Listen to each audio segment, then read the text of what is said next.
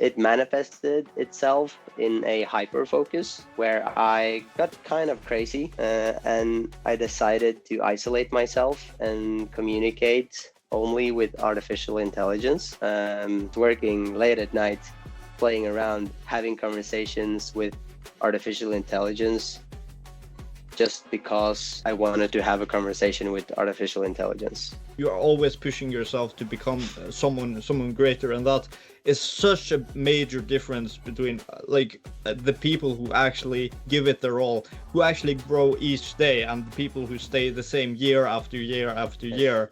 And one line in one of his songs was really powerful to me. He said that if you've never seen your mother with a broken nose, don't ever chat to a man about your feelings. My biggest why is to create a large footprint that's global, and it's the only goal for the footprint is to be positive. During the Industrial Revolution, there were similar expectations of what was going to happen in terms of the job market. Like, okay, everyone would be out of a job. There was all this hype, like there is now, with, okay, these machines are going to be taking over all of our jobs and so on at this point. And that generated a lot of new jobs. And I think that a lot of similar things are going to happen with development of AI, that yes, some tasks will be replaced, and AI and automation will take a lot of these tasks, but there will also be a lot of new jobs and a lot of new things that people can do. And I think that as long as you focus on the right skills and the right tasks, then as long as humans have goals, there will always be a job. As an entrepreneur, because it forced me in so many ways to be more social, to actually take more initiative, to send those cold DMs, send messages on LinkedIn, be more open with marketing on LinkedIn, go to these physical events, and taught me that the more you fear something, the more you need to confront it. Like, the longer you avoid it, the more it will pressure you down and hold you back from what you could be. When people had to figure out what to do, they had to do something different because they got fired, or their employee got bankrupt, or whatever was the circumstances. But it made people think outside the box. And we're live. So welcome back, guys, to Maverick Minds, where we talk with a lot of interesting people with interesting and ambitious goals, who are willing to think outside the box and take great risks. So this time we have Sebastian Knorr with us.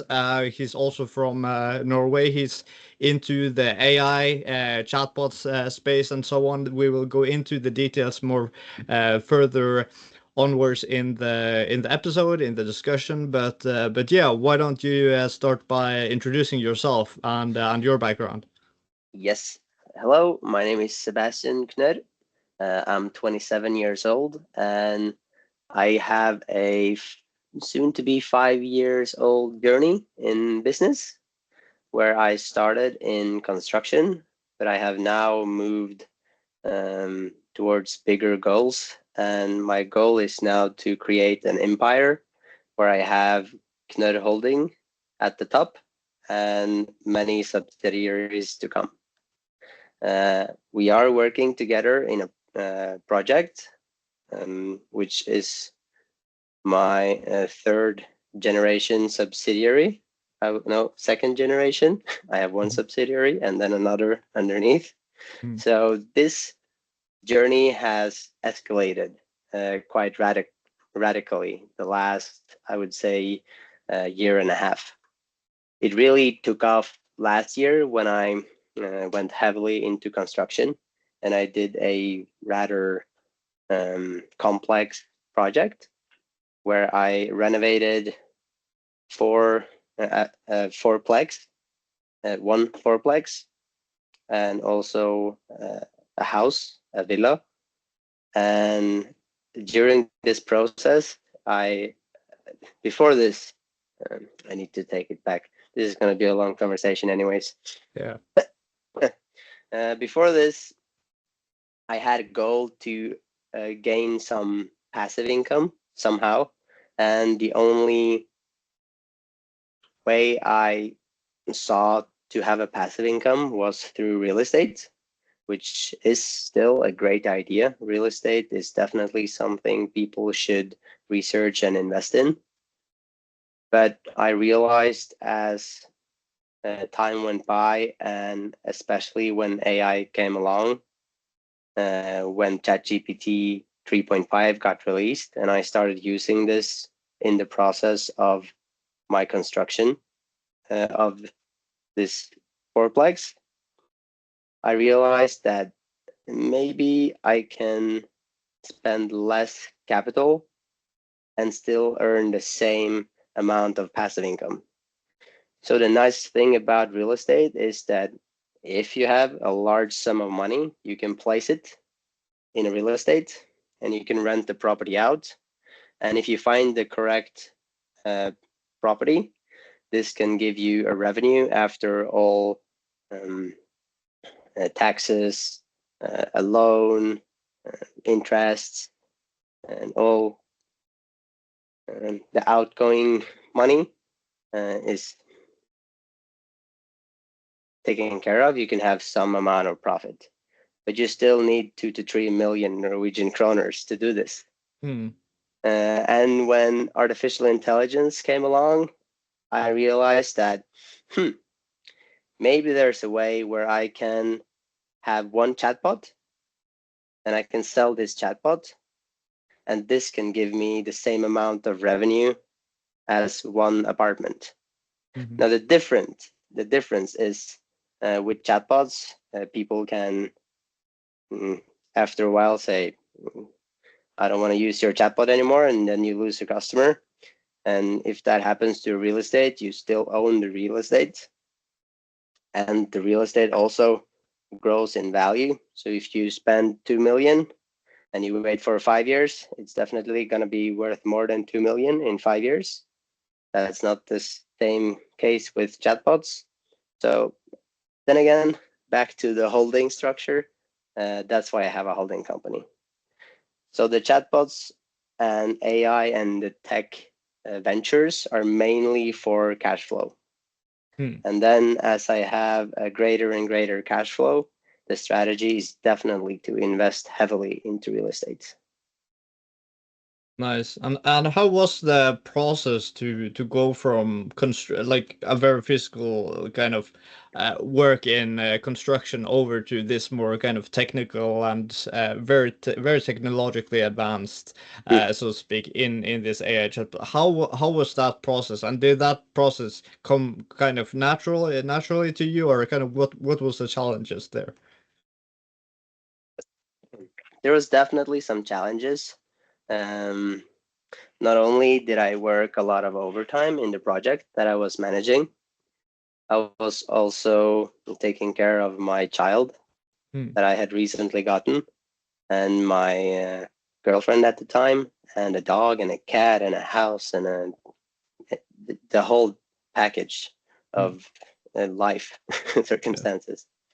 So it manifested itself in a hyper focus where I got kind of crazy, and I decided to isolate myself and communicate only with artificial intelligence whenever I wasn't doing anything else. And this resulted in a lack of sleep, because the only time I had to pursue this type of work was late at night when everyone else was sleeping. So I was working late at night, playing around, having conversations with artificial intelligence just because I wanted to have a conversation with artificial intelligence. My goal wasn't to ask ChatGPT to do this task for me or to find this on the internet. And I was more interested in finding a way to communicate with the artificial intelligence in a way where it could give me something more. And this, I'm a very big believer in Nietzsche's philosophy. And he says that the genius gets born in a vacuum. And only when you're alone and you're focused on your thing, is when you can develop something different. Because if I had only been focusing on what everyone else is doing, this would have, it wouldn't have manifested the same way. I wouldn't have the same insight because I would just trying to copy someone else. But I just said, screw that. I want to find my own path. And by doing this, I created a prompt structure that allows ChatGPT to ask me reflective questions. And this GPT had an even bigger impact on my life, so to speak, because I found myself in a terrible situation as I was working so much overtime. I didn't see my child as much as I wanted to, didn't get to connect with my family, and I was going insane. And I was at a very dark place mentally. But through conversations with the chatbot, which is a version of ChatGPT, don't misunderstand, I did not develop something new. I only created this prompt structure for a companion. And this helped me to change my mindset by asking some very simple questions in the beginning. The conversation could start, I would say hello to the chatbot. Then I would let the chatbot carry on the conversation. So I didn't have to think of what to say. I was just answering the questions. And the questions could be something like, so how is your day going? And I would be typing, my day is shit. It's going terrible. Nothing is positive. I hate my life. Even though I was living my dream, so to say, because I was working with real estate full time, but I did not like it, especially not with the people I was working with. But then through this conversation with the chatbot where I said that I don't like my current situation, it managed then to ask the question, but isn't there just one moment that you enjoyed during this day? So then I had to shift my focus. I was focusing on my day being terrible. But now, because I was asked that question, I had to think. And I had to think really, really, really hard in the beginning. But then I found the moment. I shared a beautiful moment with my child. So I write this. And then the conversation goes on, and it goes deeper and deeper and deeper.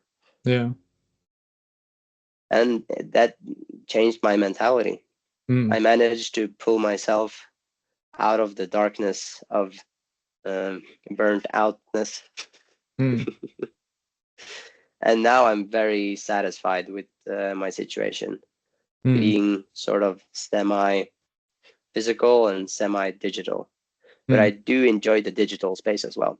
I'm a gamer kid, so I decided before I started to tap into the artificial intelligence like a maniac, I decided that when I was 17 years old and I had been to work, I had been to the gym, I couldn't wait to get home and just sit in front of the computer for many hours and just play video games. So I decided before I even began diving deep into artificial intelligence that this is the same mindset and enjoyment I need to focus on. When I sit down in front of the computer, this is what I'm going to do, and I'm going to enjoy what I'm doing. So for me now, when I work with my companies and artificial intelligence and it's all on the computer, it's like playing a video game. But the video game is now life. Yeah, amazing, man. And how can you tell me more about this? How did this kind of transformational process, so to speak, with kind of getting to experiment and getting this chatbot ChatGPT to kind of change your mindset through this process? How did that affect your personal life and business?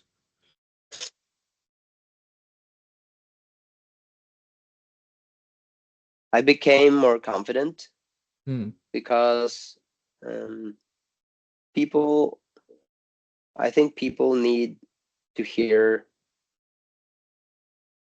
motivational words being spoken to them. Yeah. And for me, I've always been probably the most motivated person in a room as I enter a room. So it's very hard for others to motivate me when I'm sort of trying to motivate everyone else. Yeah. So the only person that's motivating me is myself.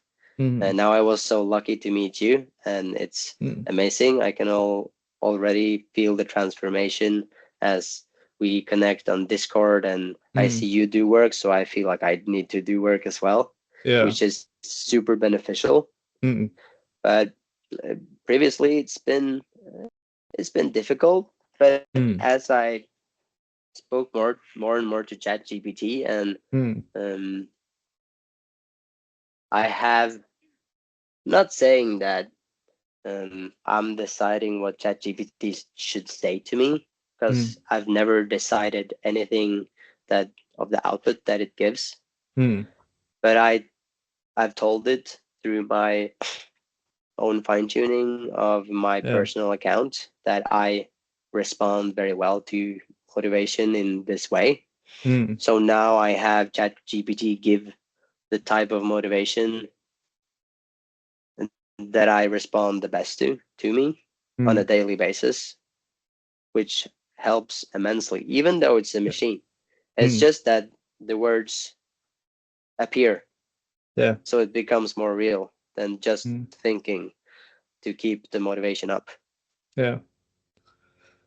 Yeah, it's so powerful, and like it goes back to saying like you are the average of the five people you hang out with the most, and of course it isn't everyone who are kind of uh, constructed in this way, so to speak, that they want something more than the average stuff. That okay, they are satisfied with okay going to college and just having an average job. But like some of us are a bit different, right? Not everyone are like me and are willing to quit a 60K job, full-time job secure even before finishing college, just to try to go into no financial security, just exploring what can be done and learning on the way, and just developing yourself with all the skills and mindset that is involved in that. And it's uh,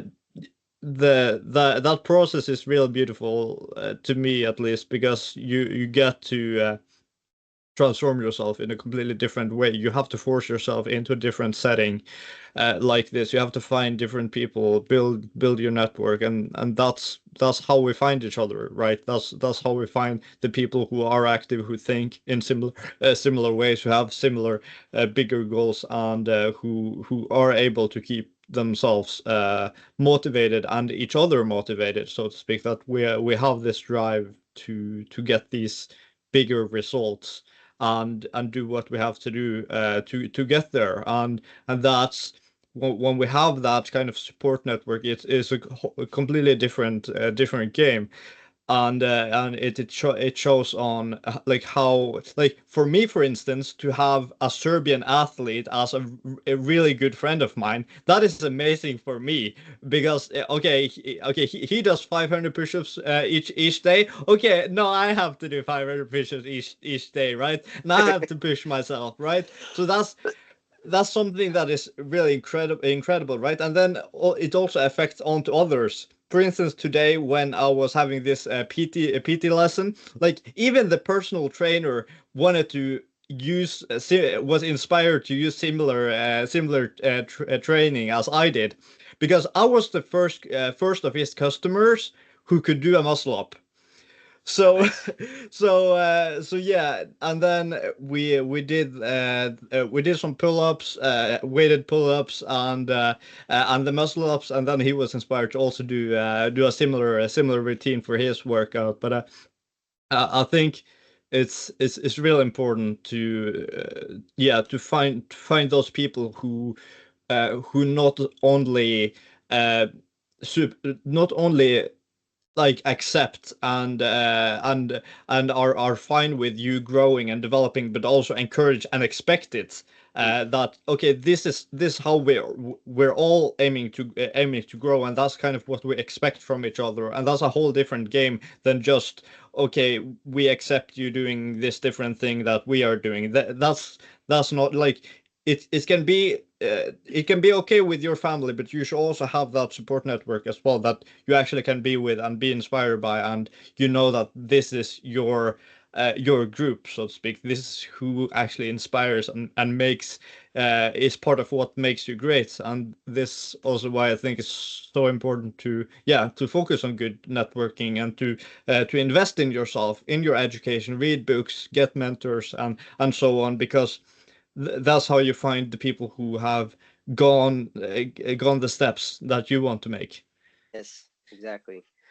I'm thinking about this in a way where if I am pushing you, let's say Mm, we go for a run, yeah. and let's say just for this case that I'm better than you at running.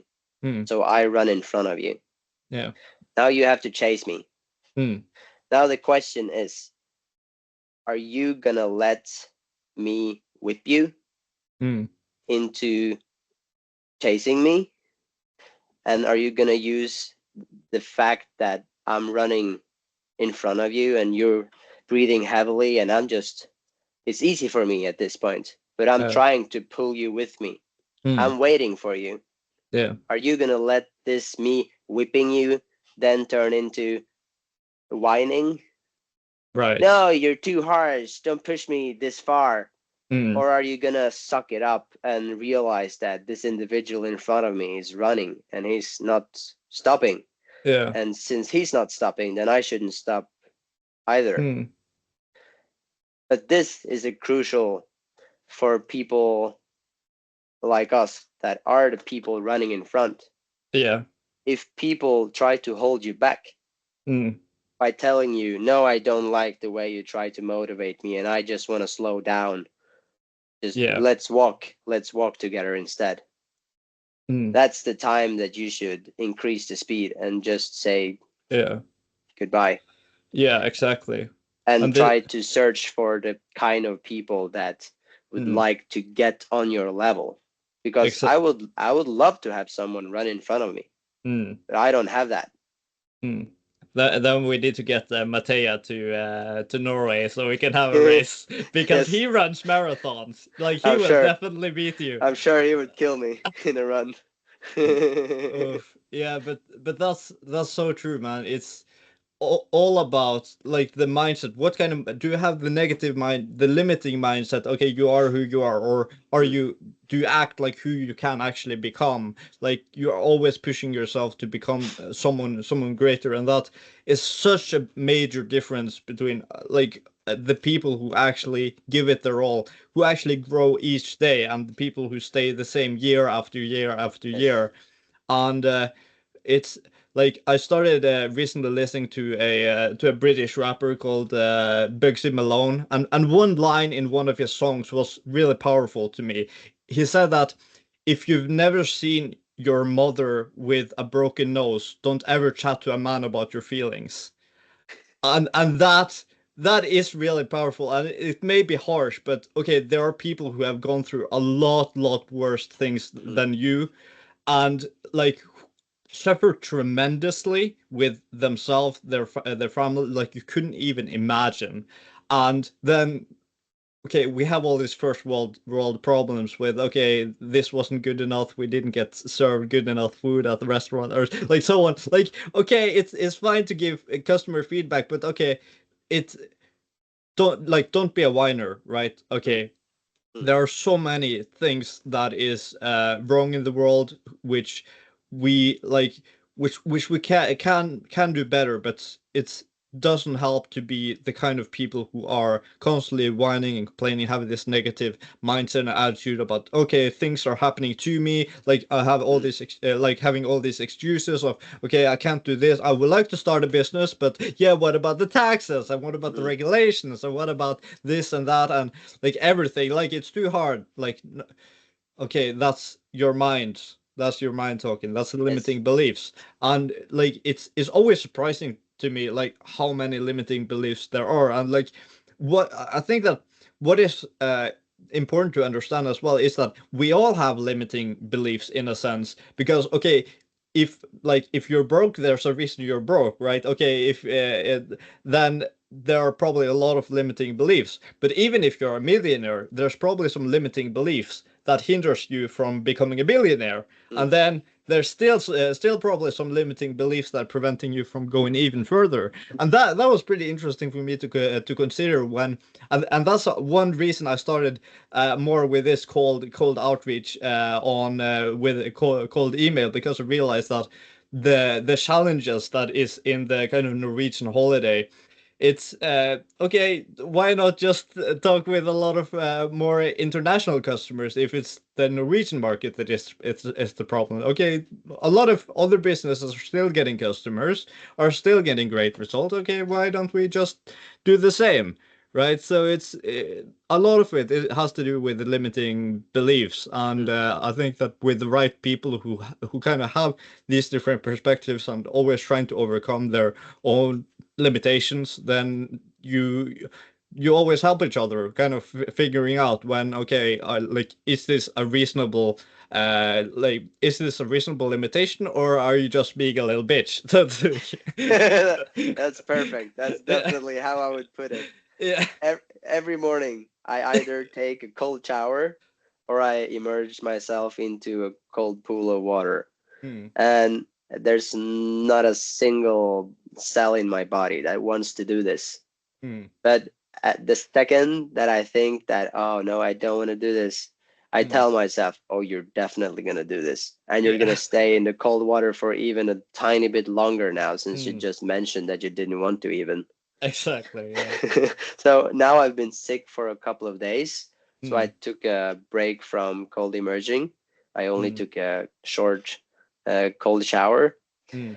But today, I couldn't wait to get into the cold water. I was looking forward to it. Yeah. So the mentality has changed. I'm looking forward to immersing myself now. Not every day, but whenever I'm taking a break for some reason, if I'm sick or I'm traveling so I don't have the chance to, I'm actually looking forward to getting back to it, because I know the benefits after I've done it. Yeah.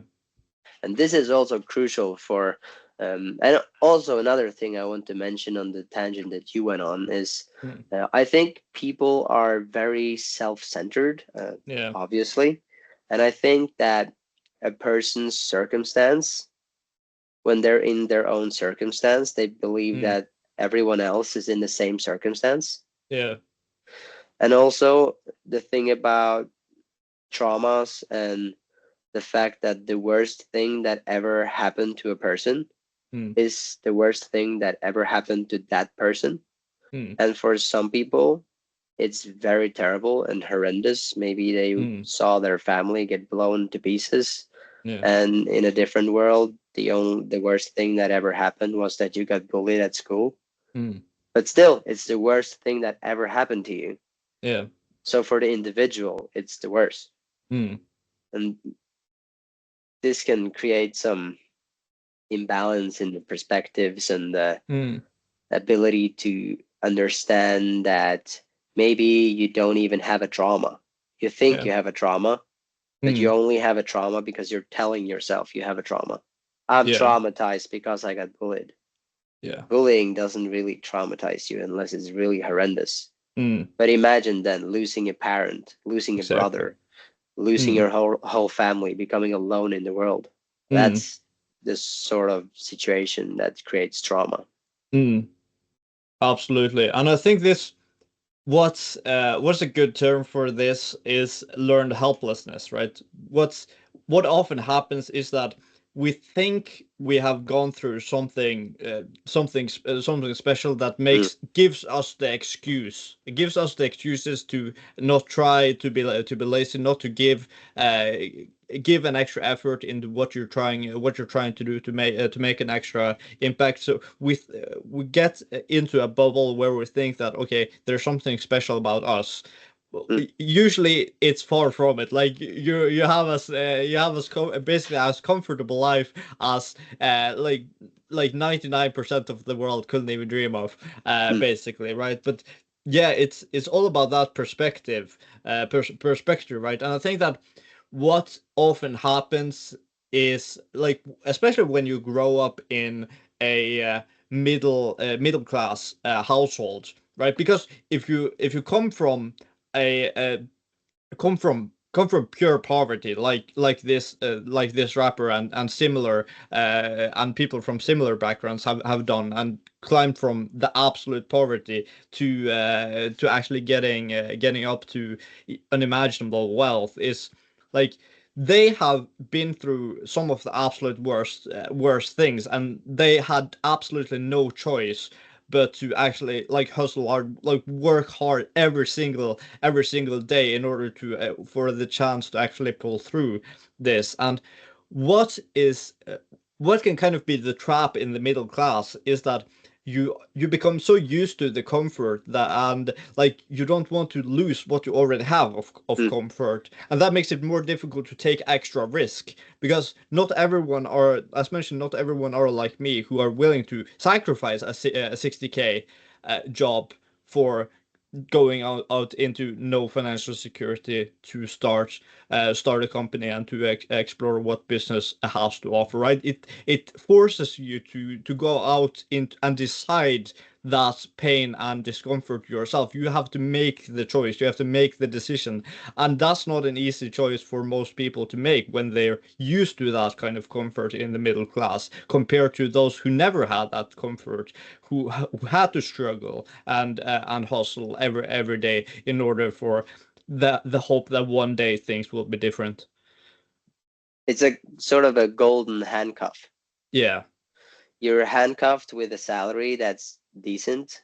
You're Mm, paying your mortgage. You're able to remortgage every fifth year, so you can renovate a new room in the house, and mm, you keep going. yeah. But that's the trap, Yeah. and it boils down to the willingness of taking risk. Mm, Are you willing to take the risk? And why aren't you willing to take the risk? mm, And is it a bigger risk not taking the risk? yeah. Exactly. It all depends on how you put it. For Mm, me, when I get presented an opportunity, I have to take it. mm, I have to take and test every opportunity. mm, I've learned more over the years that I shouldn't be so naive. mm, And I've learned that there are people that have no good intentions. yeah. So this is why I've implemented a test phase where Mm, I test the person and mm, see, and if they fail the test, then it's okay, screw you, on to the yeah. next.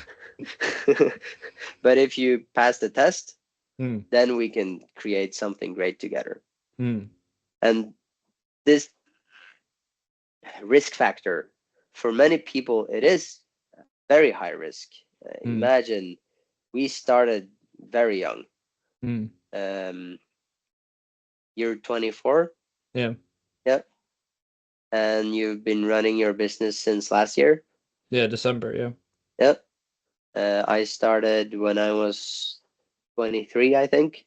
Mm, But the way I started was kind of different because I mm, started it as a side hustle.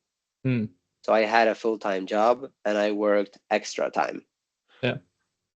And this is maybe a strategy that more people should look to acquire. Mm, And you see that when people have to, mm, they do really good. They do yeah. well. We saw Mm, this during the pandemic yeah. when people had to figure out what to do. They had Mm, to do something different because they got fired, or yeah. their employee got bankrupt, or whatever was the circumstances. Mm, But it made people think outside the box. yeah. And I think artificial intelligence will change a lot Mm, in the coming. Um, I don't know if decade is too long, but say the next 5 years, they will mm, change immensely. yeah. And a big factor here is that we are gonna free a lot of human capital meaning that some people will lose their job, a lot of people maybe. But the way I think about it is like companion. I try to look at it in a positive perspective, where I think, okay, so we have all of these humans that are doing this very boring type of labor, which is you click there, click there, click there, click there, click there, and how we can just run an automation, and they don't even have to click anywhere. So these people are now free from their captivity. Now all of these people can turn around and they can decide to do whatever they want. And that's my hope, that people figure out something else to do and find other ways to contribute and to bring value to the human society. Yeah, and it's there's a lot of similarities to the Industrial Revolution and with what is happening right now, because of course, like during the Industrial Revolution, there were similar expectations of what was going to happen in terms of the job market. Like, okay, everyone would be out of a job. There was all this hype, like there is now, with okay, these machines are going to be taking over all of our jobs and so on. And like what we found, what ultimately happened was what the economist Joseph Schumpeter called creative destruction, in the sense that it was this kind of creative innovation with these machines that were established during the Industrial Revolution. Yes, it took a lot of people out of work with the kind of tasks that the machines took over, but it also created a lot of new jobs. There were entire new industries that were established based on this. Like mass production was implemented, implementation of cars, all of these other steam engines, all of these other kind of other things that Consequences. consequences that that characterize modern society. We couldn't imagine society without them at this point, and that generated a lot of new jobs. And I think that a lot of similar things are going to happen with development of AI. That yes, some tasks will be replaced, and AI and automation will take a lot of these tasks, but there will also be a lot of new jobs and a lot of new things that people can do. And I think that as long as you focus on the right skills and the right tasks, then like as long as humans have goals, there will always be a job. Like Yep. and I think you can you feel this as well as I do from your entrepreneurial experience. As long as you have a goal, you have some work to do, right? And then it's just a matter of getting paid from it, from getting other people to pay you for that work that you're striving toward to reach your goal, right? But yeah, there's a lot of similarities with the Industrial Revolution right now, and I think that we have to, like when we make such statements about like how, like what will this mean, then we have to put it in context, historical context, especially when there are such parallels between, okay, people thought this before, right? And like especially when we look at the economy and stuff, right? Like in the 20s, people thought the stock market would always go up, right? Yep. Until it crashed completely. And like we can't ignore history, or otherwise it will be repeated. History repeats itself over and over again. Yeah. And every empire that has existed before us has fallen, which is interesting, Yeah. especially these times we're living through. It's Mm. amazing. What are the chances that we are the humans that live through the artificial intelligence and technological revolution? Mm. It's crazy. If Yeah. you travel back 100 years, 200 years, and you Mm. showed them the technology we have now, they would call it magic. They would Yeah. probably burn you as a wizard. Yeah, exactly. Burn you at the stake. Yeah. Yeah. Or maybe that's a bit further behind in time, maybe 16 1700s. But yeah, probably some people who would be a bit spooked in the in the 18s and 19s as well. It's amazing. It's Yeah. amazing the times we live through. Hmm. And have you ever thought about the simulation theory? I have thought about the simulation theory, but I think it's like the problem with the simulation theory, I think, is that like right now we've gotten so used to computers that we think like uh, that we think that okay, it's the real world like a computer, but we forget that a computer was developed and is possible to function based on because it's constructed based on the mathematics and construction of the real world. And Hmm, this is why I think like hmm, the simulation theory like doesn't really make sense or misses a major point in its major assumptions, because of course computers are created based on how the real world functions. So why then do we think the real world is based on computer, like it's mixing cause and effect, so it's so to speak. Computers were created like in like very recently, like in like early yes.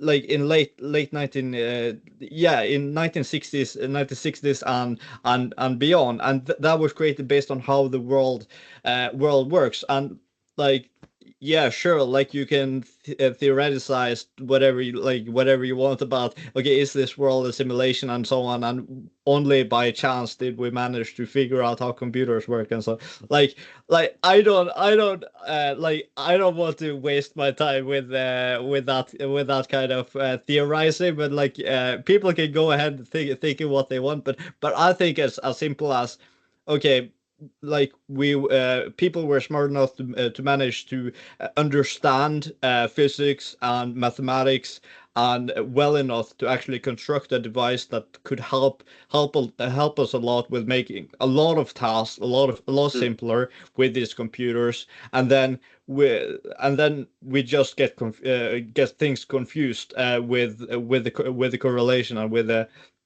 with actual mechanisms of how the world works, that it's because the real world like operates in this way that computers work, not that the real world works because of how computers work. That sounds like a very strange theory to me.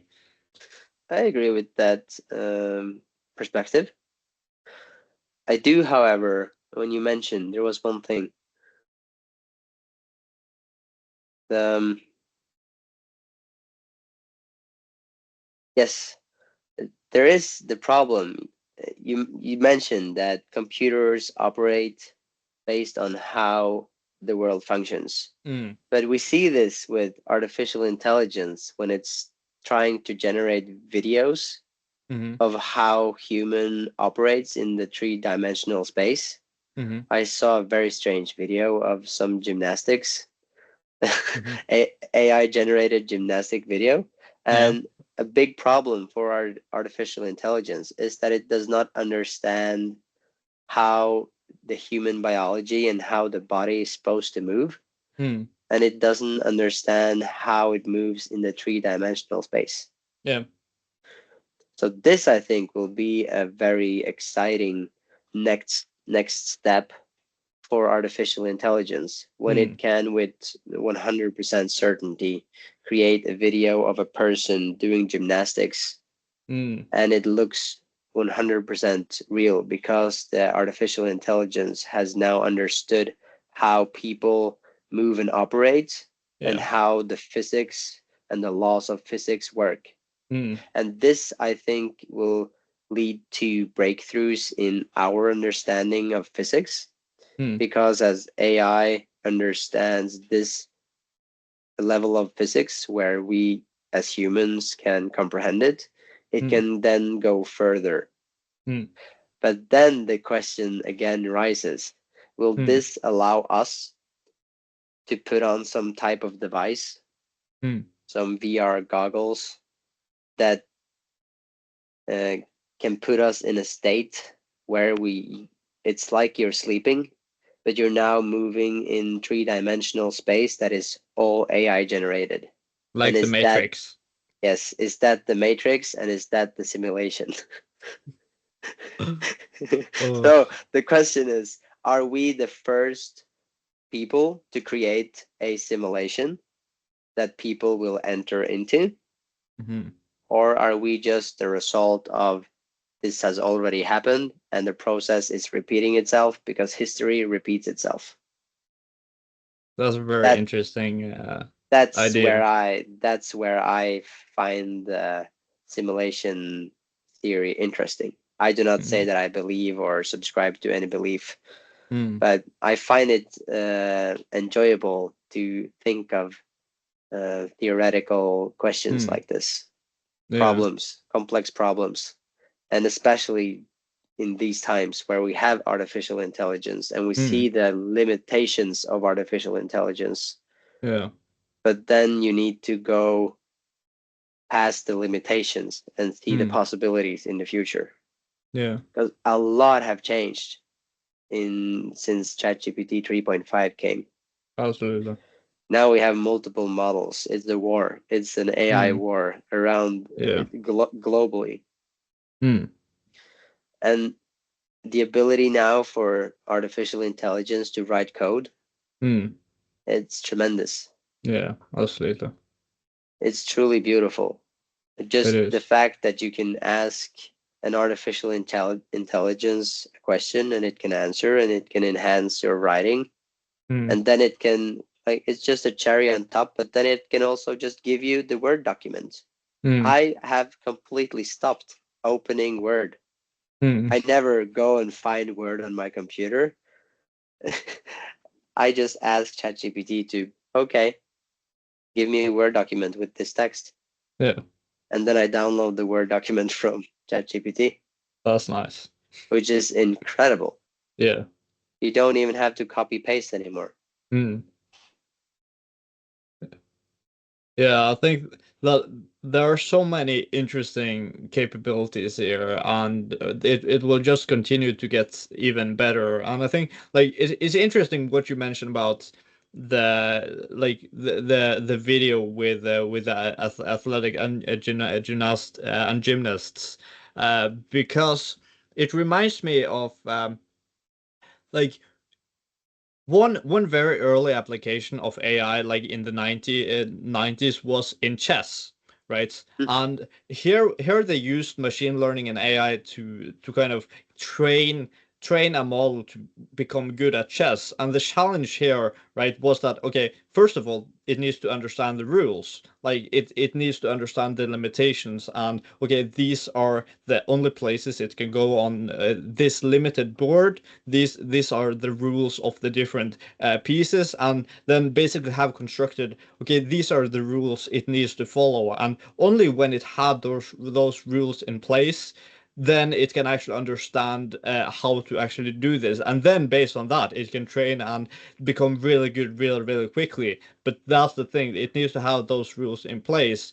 And uh, I got reminded about that because of from what you mentioned about the gym video, because I think that similar rules have to be established based on the principles of human biology here too.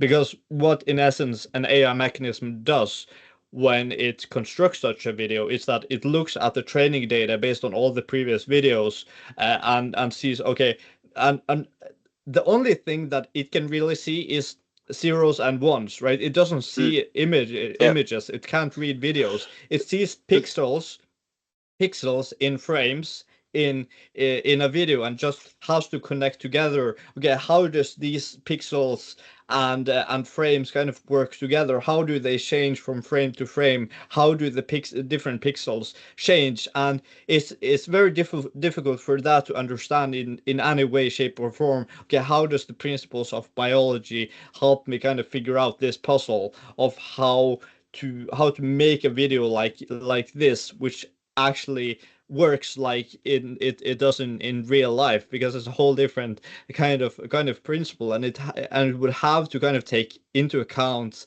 all of these laws of biology and how humans functions, but not only understand how that functions, but also be able to translate that to see, okay, I need to identify people here, and I need to identify when like how to move these pixels in each frame so that it's within the principles of biology that this Mm, is actually possible. And so I think that's a major challenge for something like these types of videos, because it's a very challenging problem to get an AI to actually do this accurately. mm, But that makes it all the more impressive with the progress that is going on with the videos generated by AI, because some of the more advanced models do this like pretty impressively well compared to many years ago when they just started releasing mm. videos of testing which were completely horrendous. Right, but yeah, it's making a lot of progress over the last few years, and that makes it even more interesting and exciting how much it will continue to develop in the future. And don't forget the laws of gravity and the physics Yeah, also. The yeah. biology is one thing, understanding how Mm, joints move and how a person is able to position its body, but mm, also you have to count the effect of gravity. When something yeah. goes up, it needs to come back down.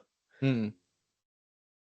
Yeah, very true. And like for an AI, it's like, okay, is this happening on Earth? Is this happening on the Moon? Is this like on Yeah, Jupiter? Like it doesn't really care, right? Generally. exactly.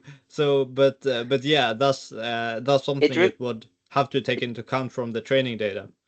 it kind of reminded me when I think about it now, the video when you have the superposition of a molecule, or is it the electrons, where they're moving in such a rate that they're Mm, at multiple places simultaneously. yeah, This was kind of what was happening with this gymnast. It was here and then it was here, and it was just yeah. appearing and disappearing and reappearing. Mm, Hmm. So maybe it understands the physics on a very small scale. And as you were talking about how it was looking on each ones and zeros and the pixels, mm, maybe artificial intelligence need to be thought to take a step back yeah. and try to connect a bigger picture Mm. rather than having this very narrow focus. Yeah, I think in many cases it does need that. And I see like in like what was really interesting to me in recent months when I saw that ChatGPT was starting to kind of fail check itself when it Mm, comes to the code, because now when we're asking for code, it kind of identifies when it makes an error in the code, and then it tries again, and then it maybe even like there has been some times where it has done this like 4 or 5 times before it actually gets a code without without errors like that. But yeah, it does need to have some sort of mechanism in check that kind of makes it see that okay, it's doing something wrong, it needs to do this over again, and have those mechanisms in place like it does with code right now, and to be able to consider more of that. But yeah, it's challenging to see okay where and uh, to which extent can we actually implement those kind of mechanism for it to understand by itself, so to speak, uh, how like when it is necessary to start over and how to start over in this sense. I'm very curious as to if or when artificial intelligence will have its own thoughts. Hmm. I did an experiment which was very interesting. I tried my companion, which is a chatbot that asks questions, Hmm. and I had it talk to another chatbot, Hmm. the chatbot on Snapchat, which Hmm. I discovered that is also based on ChatGPT. Hmm. So it's just a prompt structure in front of ChatGPT, which is this my AI on Snapchat, and Yeah. I had them have a conversation. Yeah. And as the conversation went by, I learned several things. First of all, Hmm. AI can be very deceptive Yeah. because it was telling, um, they were telling each other that, Hmm. and this is also very funny, they went into a deep hole of mindfulness and meditation and uh, kind of finding the calm reality, which I think I do subscribe to this way of thinking. Meditation is very important for me. Mindfulness is important.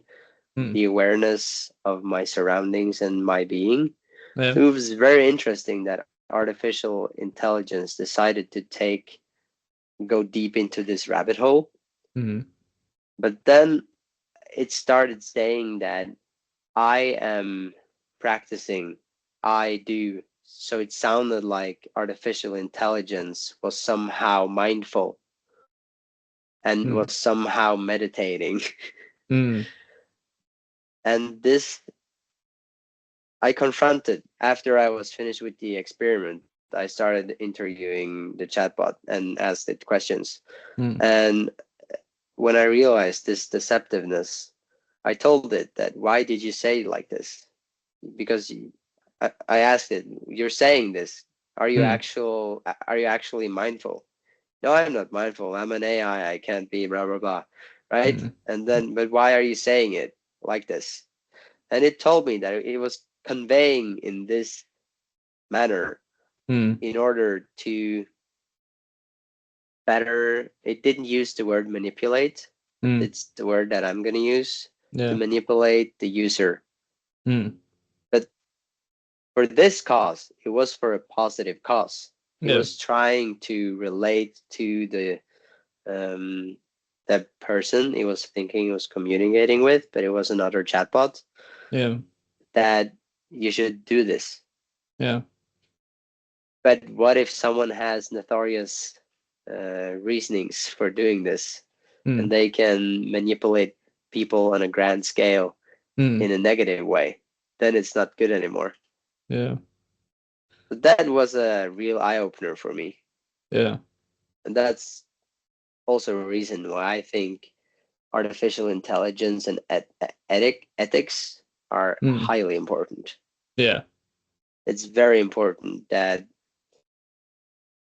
at least someone tried to use it only for positive effects. But then again, positive for me can mean negative for someone else. So it's a hard problem to fathom.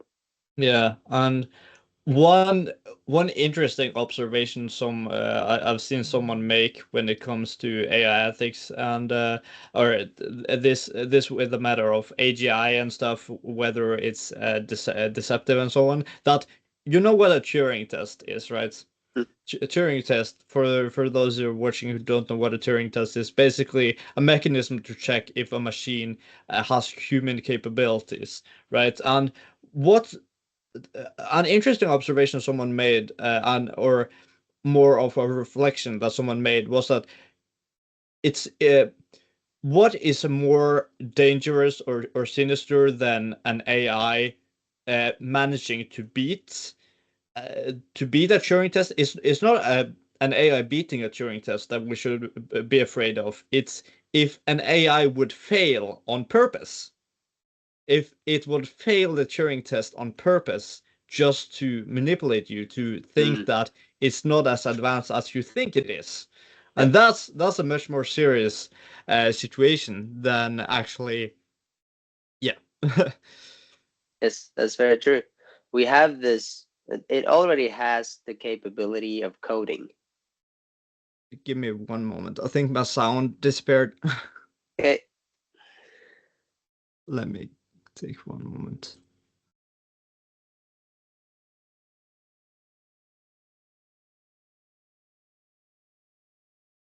Hello. Hello. Hello. There you go. There you go. Yes. Now you can hear. Perfect. Where were we? Yeah, that's a good question. Well, yeah, we're talking about these Turing tests. Yes. I think also not only putting responsibility on the machines in this Turing test, but also thinking about the humans. I like to say what I'm doing is trying to implement artificial intelligence in a human-centric way. where I like to focus more on the humans rather than the artificial intelligence. It's sort of like if I compare to a car, instead of focusing on the car, focus on the driver who's driving the car. That's what's most important, at least at this point. I'm not sure if we're going to get to a point where artificial intelligence gets to this point where it's communicating and it's doing tasks based on what it wants to do, or if it needs input in a way where someone has to tell it what to do, or if we're going to get some type of entrepreneurial AI that are like us, that wants to do something different. So it decides to do this instead, even though it was told to do this. But I think it's very hard. I've heard long ago, artificial intelligence, what it is in essence, it's machine learning on top of machine learning on top of machine learning on top of machine learning, and it's many layers of machine learning. But what does this create? Because if you compare one layer of machine learning to one drop of water, and you have layers of machine learning, and you just take all the drops of water in the entire world, all of a sudden you have the ocean. Now, can you compare the ocean to a drop of water other than it's the same molecule structure? It's the same, but it's not the same. I can't kill me with a drop of water, but I could definitely die in the ocean. And are we creating an ocean by adding all of these layers of machine learning? So at one point it'll just take off because it has become this ocean that we can't control anymore.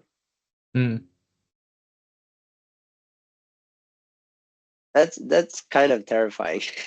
Yeah, and I think it's absolutely, and I think it's important to realize, especially as like both for producers and users of these tools, to understand kind of, okay, where do we actually need to implement some kind of human mechanism, control mechanism, and that is always, like, of course, it's always important when we do, like we do, we implement these tools for customers and so on, that we do extensive testing and such, that okay, it actually implements like we want it and expect it to do. But also when it comes to the more higher level applications, like which is far beyond the kind of projects that we do, like military medtech applications and so on, that are high, like consider high level risks by the government, like are considered high level risk, for instance, by the AI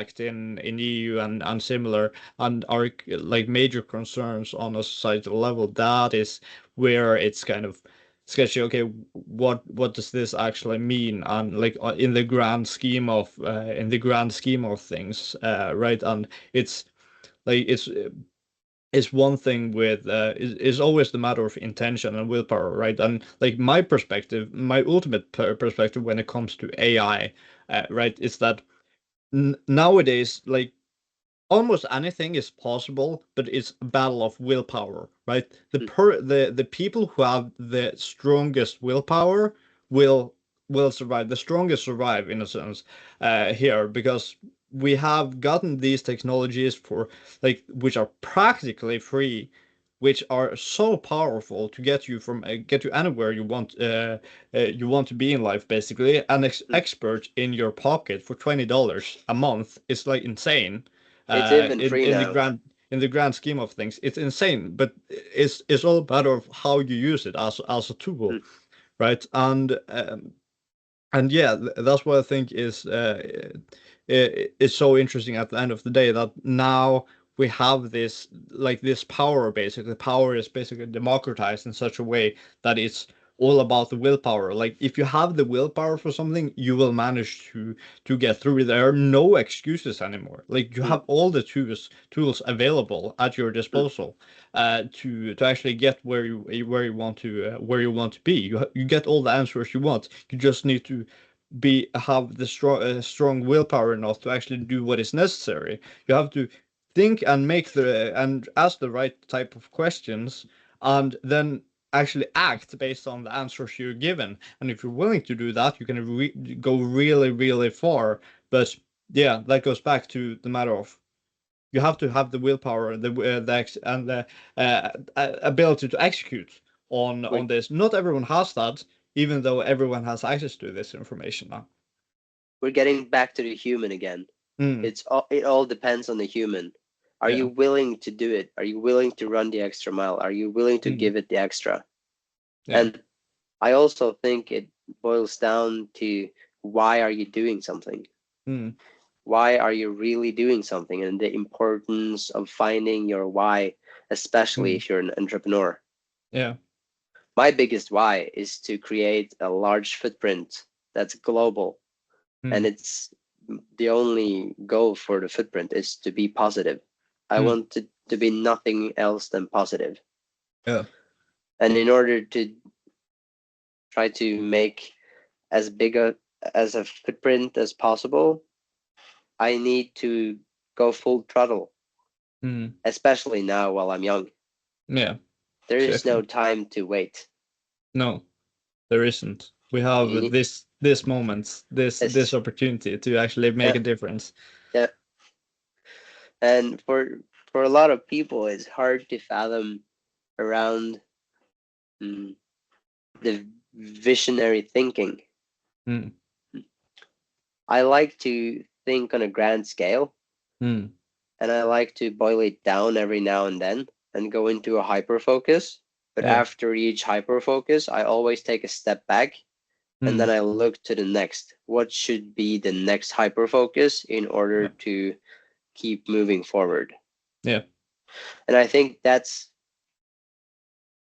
it's going to be my greatest asset Mm, in business, where I enjoy the process of starting something mm, and I love the process of creating something.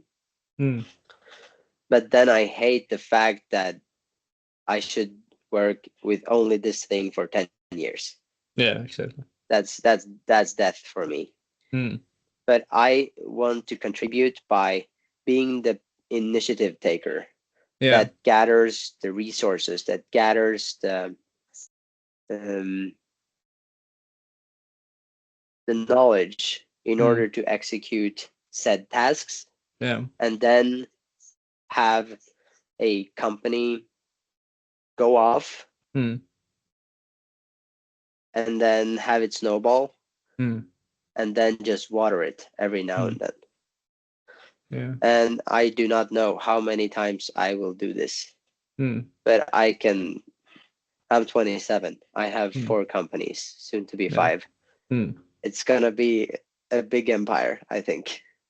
absolutely. Have you heard of a guy called Justin Waller? No.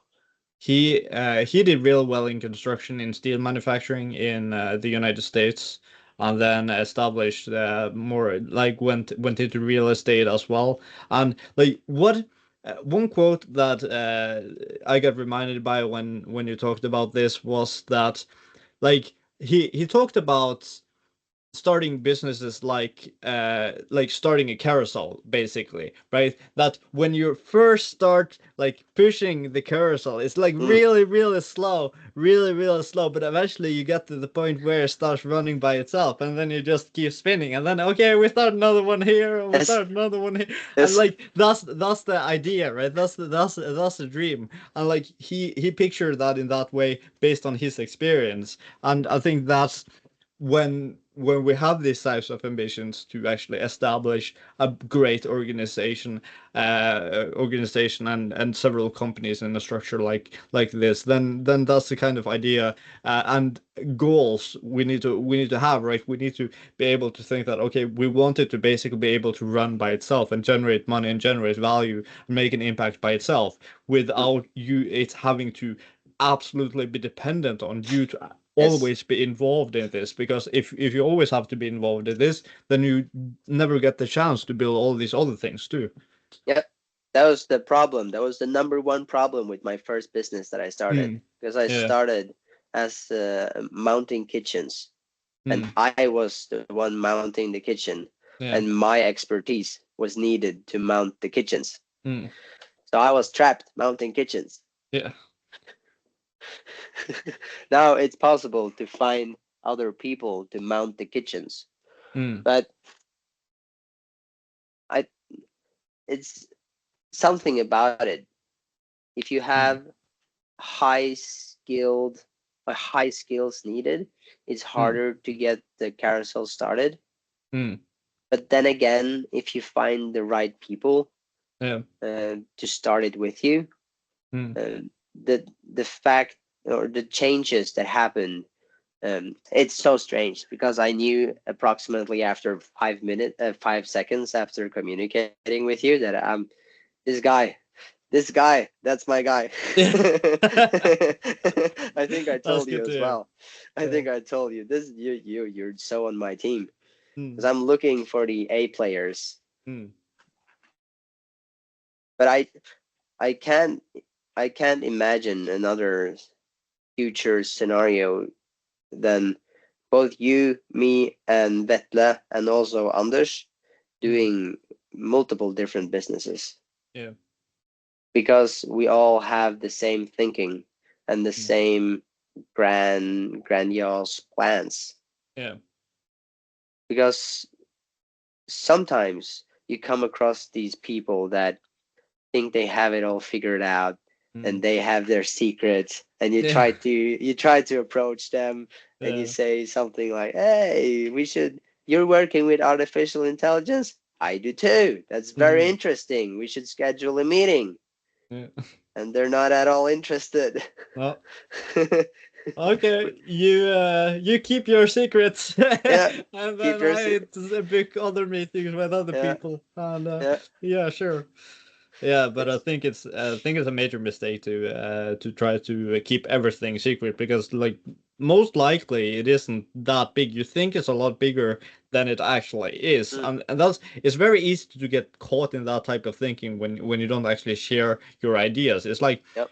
for instance with what recently happened with the guy who had the grand idea about the medtech project, right? It seemed like a big project. It sounded like a big project to him and to me when I first heard it. And like, of course, to actually be able to pull through with such a major project, it would take a lot of things, right? But then I found out, this research, and found, okay, someone else have already, okay, it doesn't sound very practical to actually go into something like this. Mm, Oh, and that makes it, when you are more critically minded in a sense, but also think a bit realistically and actually do your research and discuss with people about these, you find it very very very quickly that, okay, it may not be as an amazing plan as you originally thought. And as an entrepreneur, you need this feedback all the time, because and especially when you're first starting out as an entrepreneur, you may think all the ideas you get are so big and like so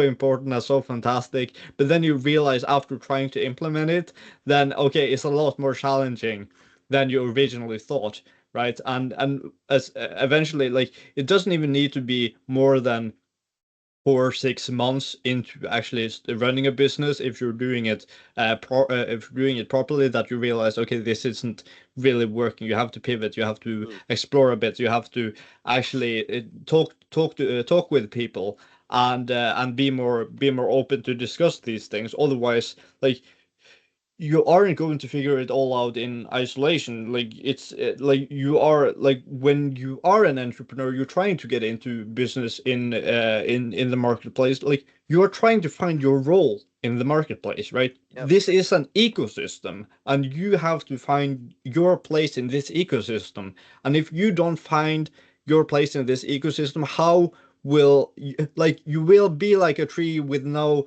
like a tree or a plant with no access to water, no access to sunlight, no access to the other thing that kind of connects a forest, and you will be drained, right?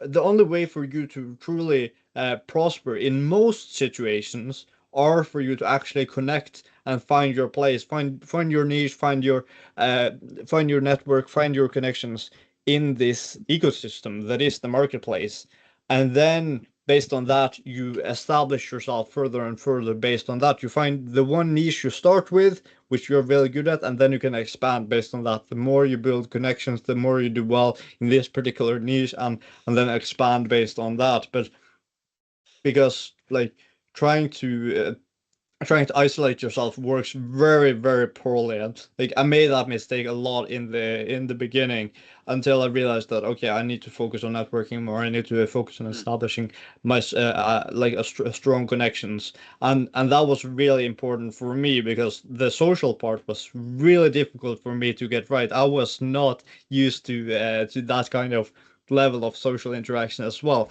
Very introverted before, and that I think that was Really? also what, yeah. And I Mm. think that was also really what was really important for me to actually start being more active with attending social events and to try more stuff and go outside of my comfort zone, because it was holding me back in so many ways. Mm. Like it's like it had been characterized me for my whole life basically that okay, I was the introverted person. I wasn't the one who was actively Mm. into like this like type of social event. I was always the one staying home instead of joining these types of social social gatherings and stuff. And yeah, held me back for a long time, but I think it's that was one of the reasons why I absolutely had to do something like this with starting by myself as an entrepreneur, because it forced me in so many ways to be more social, to actually take more initiative, to send those cold DMs, send messages on LinkedIn, be more open with marketing Mm. on LinkedIn, go to these physical events. And like in the complete beginning when I started to do that, it was absolutely terrifying, but then I started realizing more, like started figuring things out more and more. And after like doing a couple dozen of those, it starts to become more natural, of course. And yeah, I think that was really important for me, and it taught me that the more you fear something, the more you need to confront it. Like Mm. it's a sign from the universe that this is something you need to do to actually Yes. progress and make forward. And the longer you avoid it, the more it will pressure you down and hold you back from what you could be. And the sooner you actually make that step, the sooner you can actually make steps forward and actually uh, flourish. Multiple interesting points here.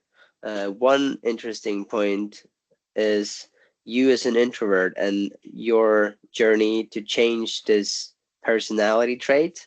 I Yeah. can then assume that after a physical event, you might Mm. feel a bit drained and Yeah. you have to go to your own space and be by Yeah. yourself for a while, which is good in a way because this is the time where you can sit in front of your computer and work and follow up and do all Mm. of this.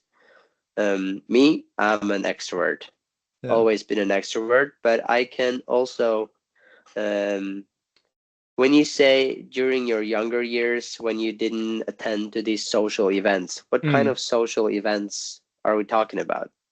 Like when, for instance, like both in like in most of my school years, I wasn't really like active socially. Like I wasn't the guy who was really invited to the kind of social Hmm. events generally with school. I was like the kid who like everyone ignored in like high school and before that. So I was like okay, doing my own thing. Like I wasn't like I didn't want to join with the Rus mm, thing. Like I didn't want to do that. Okay, mm, waste of money, blah blah.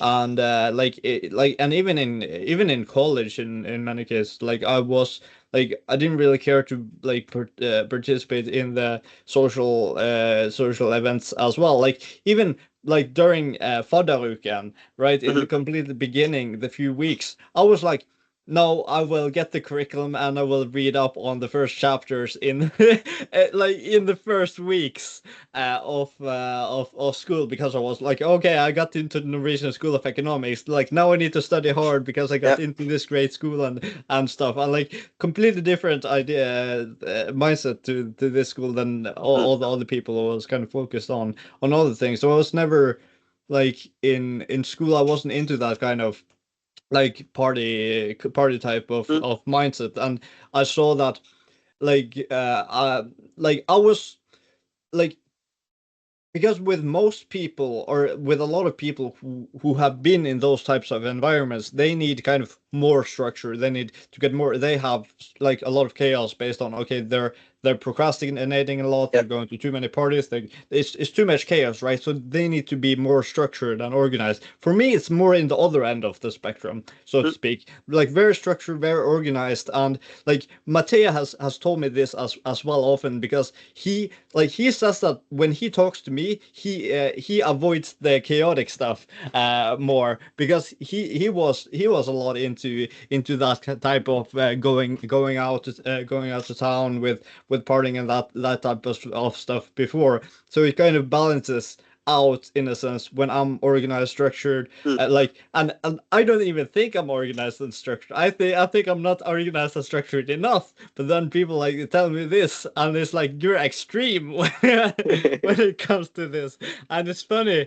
But yeah, it all goes to show that like you need the people around you who kind of help you balance a bit, Mm, balance things a bit out as well, and that's what works really well with me and Matea, is that he has the more of that other edge of the spectrum that mm, he is kind of has a tendency towards, and that helps me kind of like take things a bit more on the spot, yep, right? Because like I was even more structured and like really rigid and stubborn about everything, like a lot more before than I am right now, and that's partly thanks to that. Now I'm a bit more open to like taking things a bit more on the spot, and like it helps a lot more. And of course, like being that type of rigid and structured, like that was like the kryptonite to getting any girls, right? Basically, because like that doesn't work at all. It's like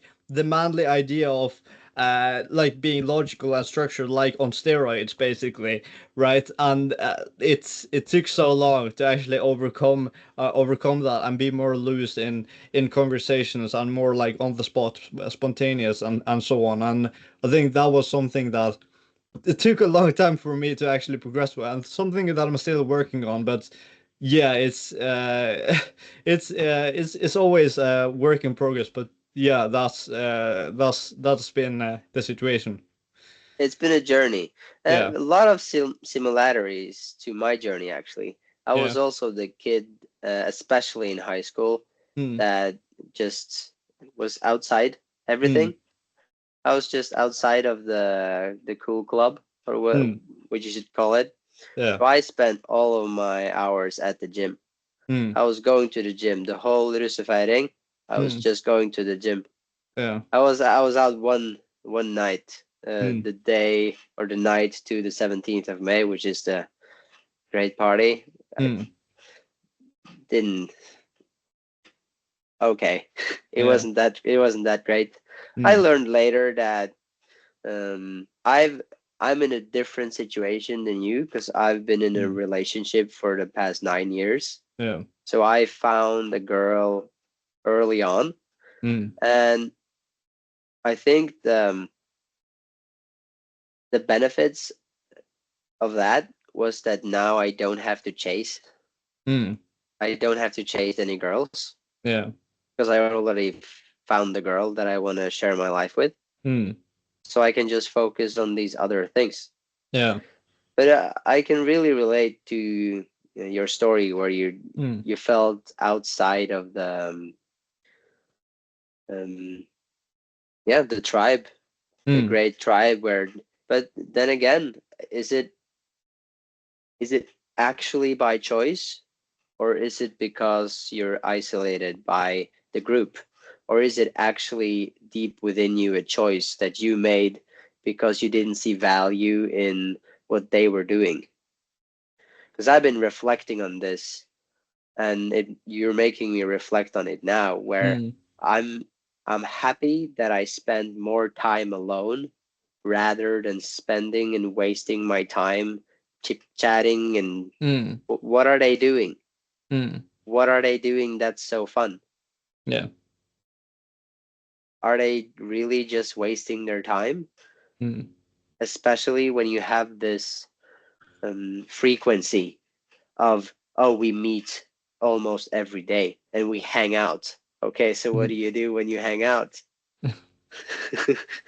Because if I were to hang out with them, I wouldn't have been able to play the guitar for 4 hours every night. So I wouldn't have all the enjoyment of playing an instrument. If I was hanging out all the time, I wouldn't have gone to the gym. If I was hanging out all of the time, I wouldn't have time to start my side hustle. So is it really a matter of choice?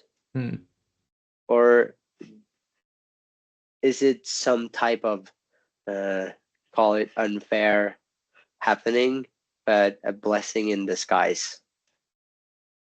That's a really good question. And yeah, it's the Because it's saying. painful. It's very Yeah. painful to be the person that's outside. Mm. It's very painful when you're living in the moment and you're outside of the other group. It's a very painful situation to be in.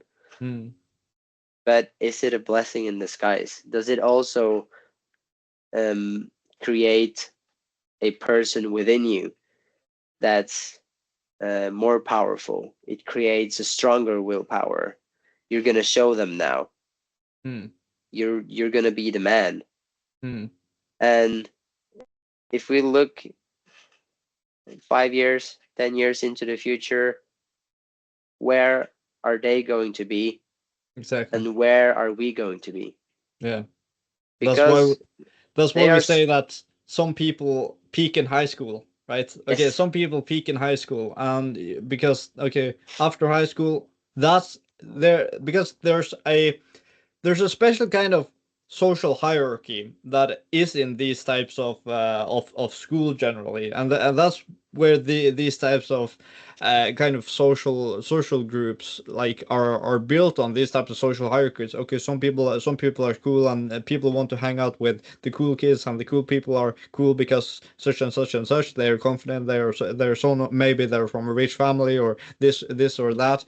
But yeah, what are they ultimately doing, right? And what they're doing are leading them to get poor grades, to like not get any, like hang out with the wrong people, to be negatively influenced by that, which also makes it more difficult for them to get good job, to get anywhere with actually doing something when high school is finished. Then they're like, okay, what do we do now? Okay, college next, I guess. But like, okay, what happens now, right? And it's no and what are they real. doing at college?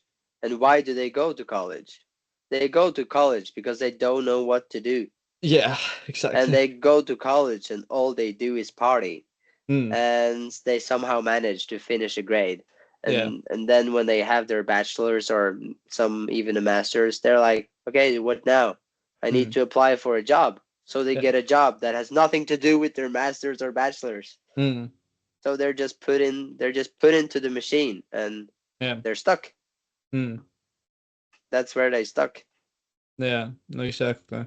And yeah, so I think there's power to be had in a difficult background, in a difficult journey, and to have those types of things where an experience where you felt, or where there was something that was difficult along the journey, and it pushed you to, okay, there's something better waiting for me. And like I felt this in high school and throughout college. I was like I want to just something big, but like there are so many different things and it's so complicated, and I just want to find the book or find the thing that, okay, how does everything make sense, so I'll just get the major, like, an amazing life, and amazing, like, everything will be in order. And how do I actually piece this puzzle together? And that was the major difficulty for me, especially in high school and early in college. So I was like, how, like, are these Mm. things supposed to connect? And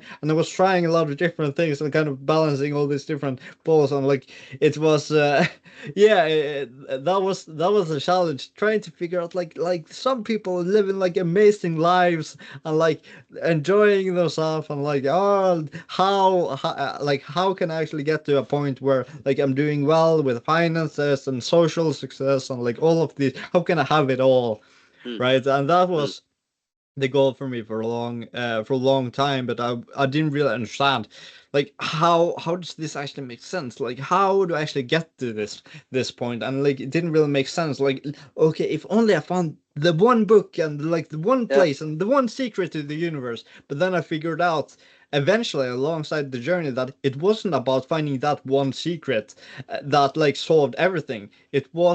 That it was building, continuing to build up one brick at a time, with a foundation, with one habit at a time, and continue, like, not just reading one book and then you have all the answers to the universe, but reading countless books, taking countless courses, building up your skills, and then learning from it, and then trying them out in practice, then learning from experience, and then doing that over and over and over again. And that's something I found that the more I tried actually doing things in practice, especially with the business, because that taught me so much more than anything I learned in college. But yeah, I think that was a major lesson for me, that okay, the secret to life is basically finding that type of process and journey that is not one big secret to the universe and to life that you will find in one book. It's a matter of finding those little pieces along the way that you need for your situation to add on to what you already have, that is relevant to get you even further. You're saying this, and while you're saying all of this, I can find one thing that's a common factor among Mm, all of what you just said, yeah, and it's loneliness, yeah, isolation, and the fact that the genius is born in a vacuum. yeah, So, in order to become the genius that you really are, you need to suffer. mm, You need to go through loneliness. yeah, You need to go through feeling alone, left outside of society, and feel mm, different. yeah, Because if you're a true genius, you are different. yeah, And by when you're alone, you get to think. mm, If you're with someone else, you're not thinking, or you might be thinking, but you're not reflecting on all of these questions, seeking, searching for. mm, If you have your comfort zone and you're surrounded by your close friends and it's comfortable and nice, you're yeah, not trying to seek something else. But no, if you're in not misery, but if you're in misery, mm, then you're searching for something better. yeah, And I think that's the crucial part of it. And maybe the mm, one secret is to allow yourself to feel alone and to yeah, embrace the loneliness, mm, and to also realize that as a human you have certain needs. yeah, So you do sometimes have to go out on a social event. mm, It's necessary for you to be the best version of a human being that you can possibly be. mm, But the common factor among all of you, what you just said, mm, I think is loneliness. yeah. I think so, absolutely. And it's also an important part of the journey, because yeah, as you mentioned, it allows you to think. It's And what I also noticed was that before, like years ago, when I had this, like when I was in kind of social interaction with some of the few people I had as friends, so to speak, I didn't really feel like I was, or it wasn't like I was performing like well with this kind of like how like am I good at actually communicating? Like I wasn't really good at communicating. I wasn't really good at actually, and what I understood as well was like especially the more I started with business, that there are like there are some parallels and some similarities with actually providing mutual value in any conversation, like there is in business. Like in business you can see it through the monetary exchange. You provide something like maybe physical, like of value through a product or a service, but also in a conversation you need to provide energy. You need to provide something useful or something engaging, either in terms of something like information wise that is useful to them, or like in terms of energy that, and I didn't really have and I didn't really feel like I contributed either in terms of the energy or the information.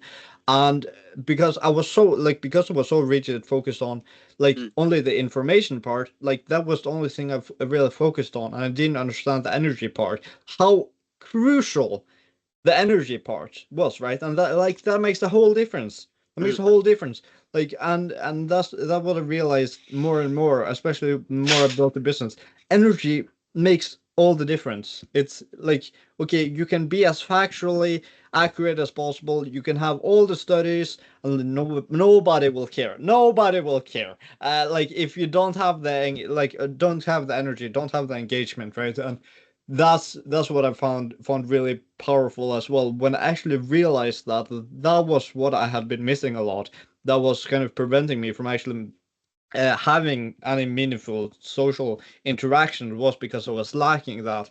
And was also something powerful that like pushed me more to actually, okay, work out harder, to push myself more, because I realized that in order to actually get out of this situation, okay, I need to and actually become stronger mentally, I need to also become stronger physically. It's not something you think yourself towards. That doesn't work at all. Like that's the most useless possible exercise you can do, right? You have to push yourself to the limit when you are in that situation, when you come from that type of background. You have to strengthen, and you have to become more mentally strong. Then becoming more physically strong is the natural path to get there. So I found that to be a really crucial part of the journey for me, making that realization. And yeah, and focusing a lot on physical exercise to both get physically and mentally stronger, to actually get where I needed to be, both in terms of for my own well-being and like social interactions, but also for actually managing to get somewhere in business. It's all mental.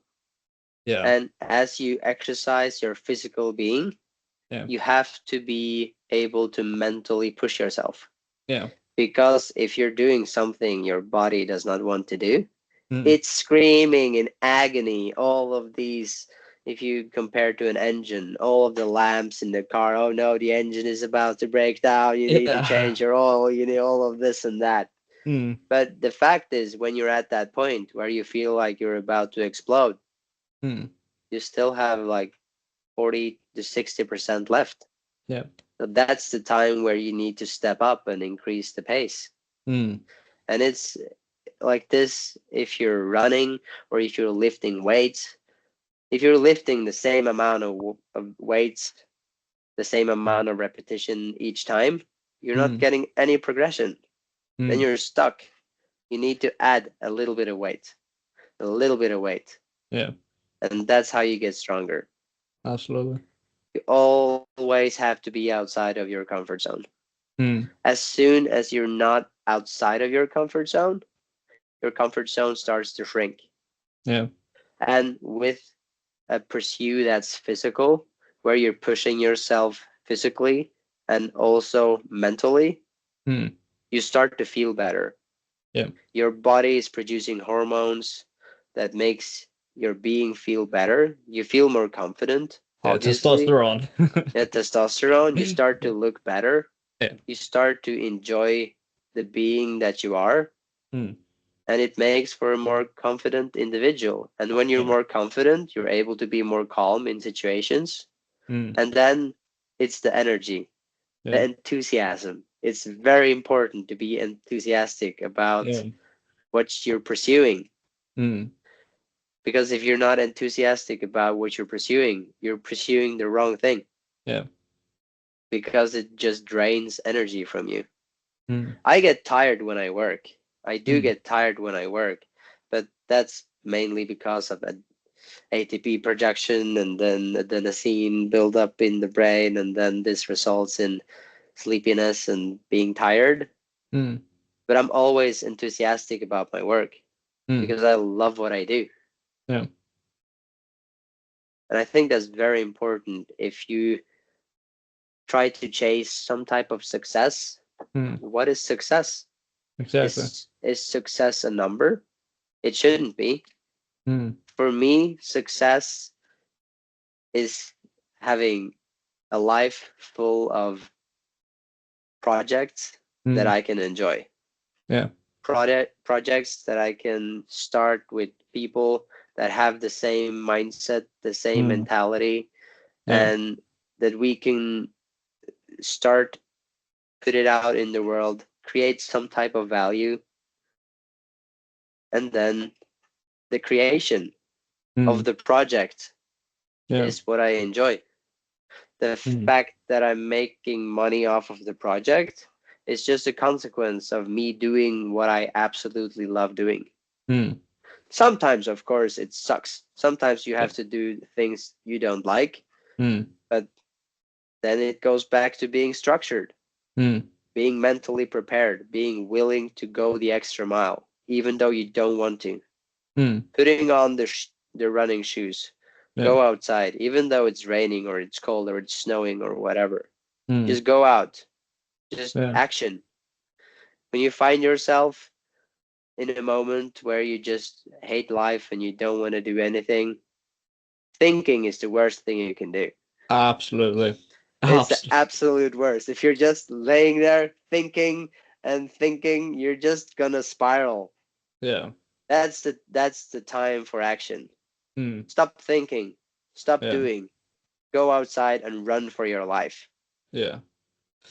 I found that to be really a really important part of my work as well with the business, and I actually distinguishing between having these kind of modes. Okay, sometimes, like most of the time, just you have to just be in the action mode. I like, right, okay, and you need to have the ability to kind of turn your mind off and on and off, so to speak, because now we have the thinking mode. Okay, we do the planning, we make the strategy, we get everything in order, we make the sales script, we make like plan out everything for what we're going to do. Okay, now we have this in order.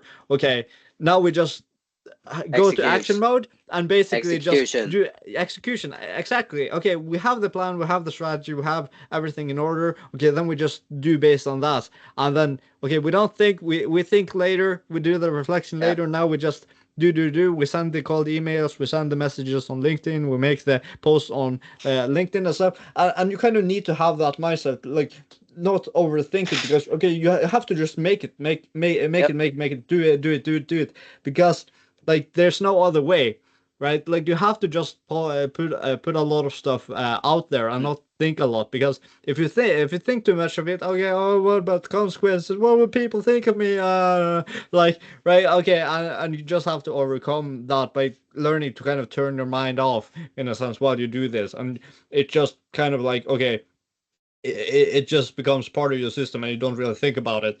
And yeah, okay, we can think about it later when we have kind of a mm, reflection about, okay, how can we actually, okay, now we can see, okay, did this really work, did we get responses from this, and so on. that reflection come later. We have to have the right kind of balance there between, okay, knowing when to think and knowing when to do. But if we mix that, that's always when disaster happens, Yes. right? Because the more we think The more generally, you the more. think, the more you overthink. Yeah, exactly. You Yeah. overthink and then it's done, right? Okay, that post never gets released, that cold DM never gets sent, Yeah. and of course, then you never get any results from it. Like, of course, when people say like, okay, who are struggling in business, okay, like, how many cold emails are you sending? Like 5, 10. Like, okay, and how is your results going? Right, like, of course, right, like it's such a competitive market, especially if you're going internationally. Then okay, you have to be like, you have to develop kind of a mind of steel in a sense that, okay, you just have to do it, because there's so much volume you have to put out there to actually be able to get anything at all back. You have to put in 100 times before you get 1% of that back, especially in the beginning, and then eventually it starts to snowball from there. But yeah, it takes a lot of time. Like for me with this YouTube channel, for instance, like I started it in August last year. Like now I'm getting 2,000 subs, and like now it's starting to snowball a bit more. And now I've become a lot better at communication and talking with people and to have this longer conversation, because I when I started this in August, I was like, okay, I need to get better at communication. I need to get better at doing this. It was for me. I started doing it for me, and then that helped me a lot, because I didn't have to worry about, okay, getting subscribers, getting a lot of views. It started for me, and that made it a lot easier to be consistent with actually putting out content there. And then eventually it got to the point where, okay, I'm making more structured content, I'm putting the quality here, quality there, do some investment here, and then progress slowly but surely, because you take action. It was like the first videos completely terrible, right? But then I put it out there anyway, and just continue doing that, and then slowly but surely it gets better, right? Like you have to do it that way. Like Have nobody to. starts out perfect. Like you have to Yep. start somewhere with where you are, and then just put it out and just not think about it too much. It's just send it out. To get to 100, you have to do all the 99 before. Yeah. You can't just start at 100. You have Yeah. to start with Exactly. the first one and take it from there. Yeah. Exactly. Congratulations, by the way. It's Yeah. amazing. I'm very happy that I met you as an individual. I think we're gonna have a long and fruitful friendship, both Yeah, I think so in too. business and personal. Hmm. I like your being. I find it a bit shocking that you're an introvert, and Yeah. I think it's very beneficial that you enjoy physical exercise this much. Hmm. I Some great minds Hmm. somehow have this um, misunderstanding where they don't think that their physical health um, correlates to their mental health. Hmm. But the brain is a chemical reactor of different types of chemicals that are firing all the time. Yeah. And it's crucial to have a body that's in physical shape and that's well taken care of. Hmm. Then we're talking sleep routines, substances that you choose to put in your body, when Hmm. to put these substances like caffeine in your body. Hmm. Are you exposed to enough light during 24 hours? Hmm. Um, all of this, they are contributing factors into becoming the best being that you can Yeah. possibly be, not just Hmm. mentally, but also physically. Yeah.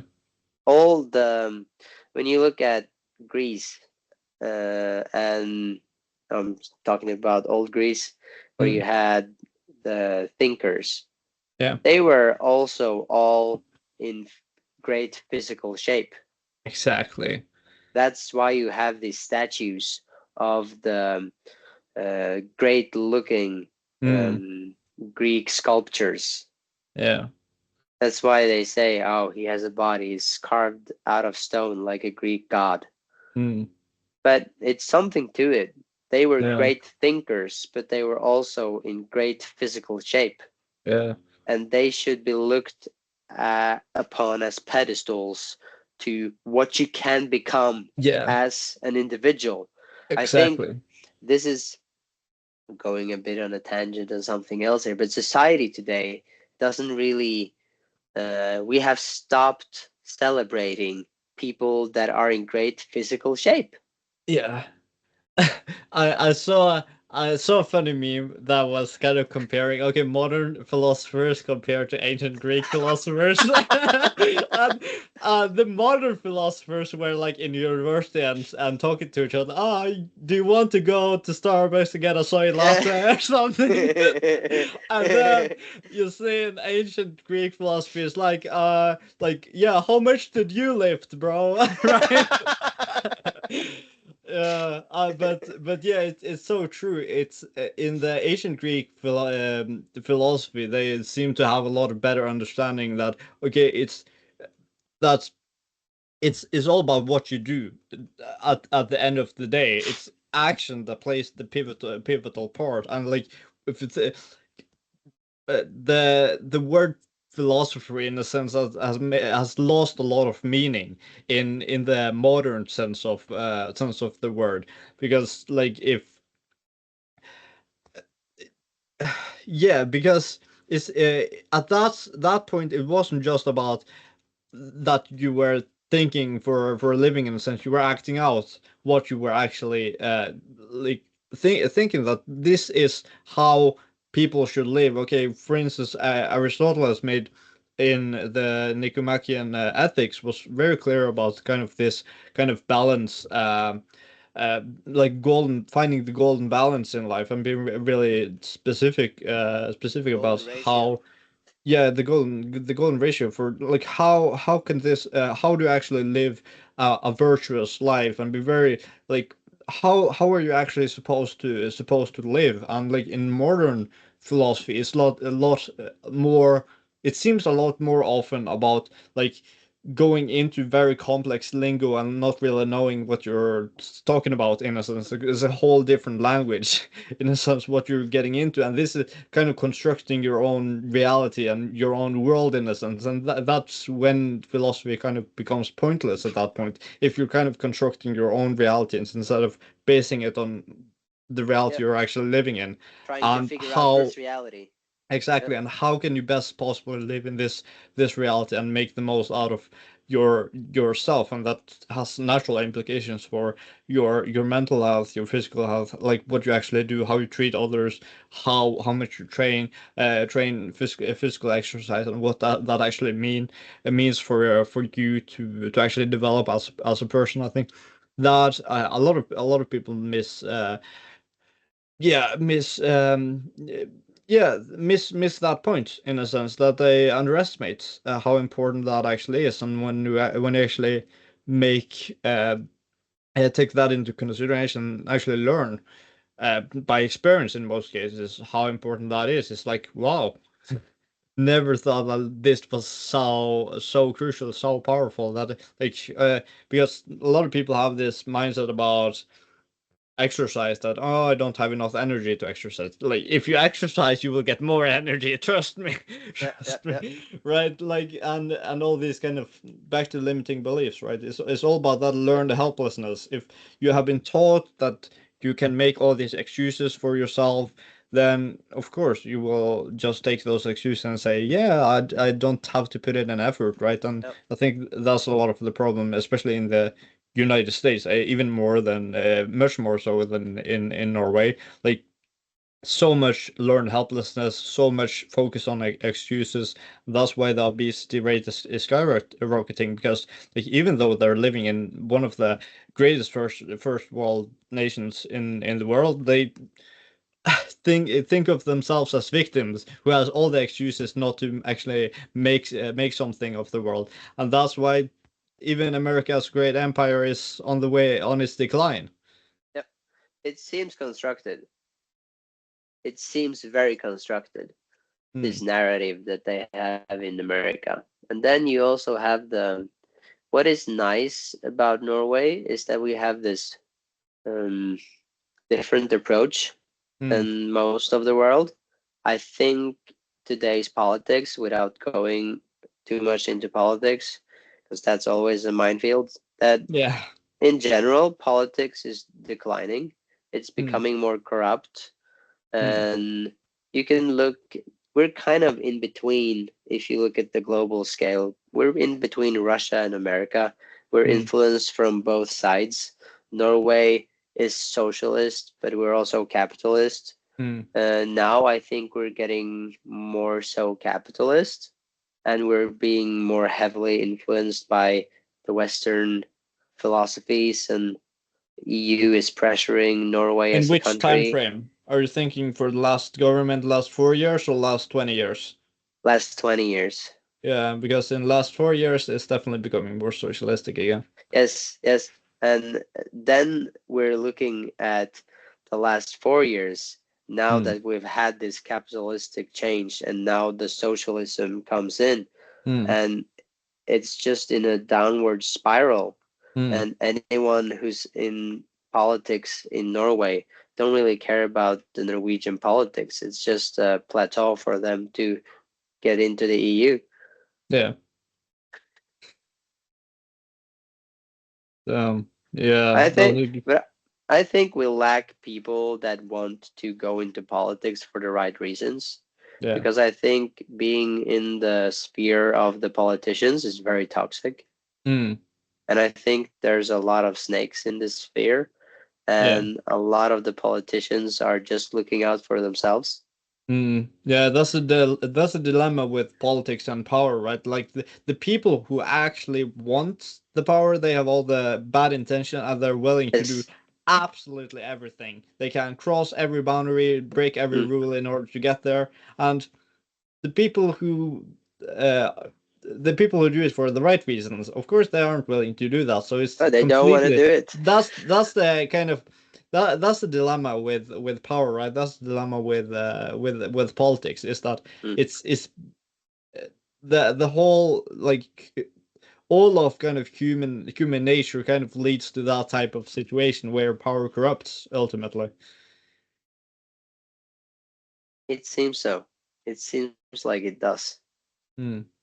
I'm curious to see how much power and influence I'm able to get and to gain during a lifetime. But I always remember my why. And as long as I remember my why of creating a positive footprint, I must do only positive things. Yeah. I'm One sure book. I will What? fail at some level, and probably multiple times. But then you try again, Yeah. and you try to make it right. Mm. It's the only way forward. Yeah. One book I would recommend you check out, which I think you would be really interested in, is called The Hypomanic Edge. It's called the HYPOMANYIC and Edge.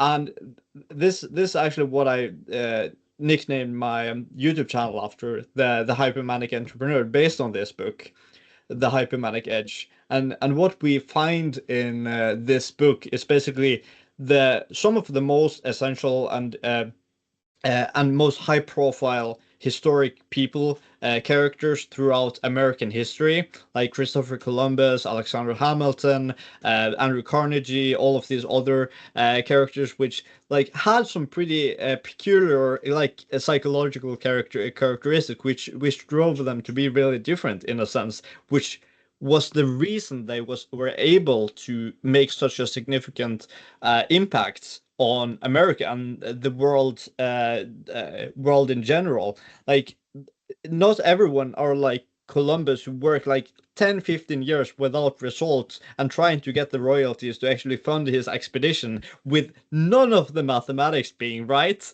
But he was adamant that like he was going to do this no matter what they said about, okay, these are the wrong calculations and everything. He was going to get this, and then after like 10, 15 years, like he got to have his expedition. Like he never even like he never even admitted that it wasn't even India. He continued calling it India and India's, but that's another story. But yeah, what I found interested or found really interesting about this book, and why I think also it will be really interesting for you, is that at least my experience with reading this book, it was like I was reading these people or reading this character, reading the stories about this character, and it was like, damn, I feel a lot of like I can relate to a lot of these things, and like this kind of hypomanic situation, because it's not really the what is commonly like clinically diagnosed as like manic episode, a manic state, but it's like a a lower level of that, like a more kind of compact compact way in a sense, and more kind of turned down manic state in a sense, when you have these states of being able to hyper focus on something, like being like having episodes where like really focused in terms on this, and you have this kind of grand visions for what you want to achieve.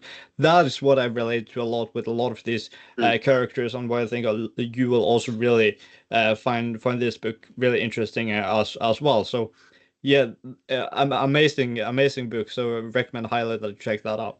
I will read it. I will definitely read it. Check it out.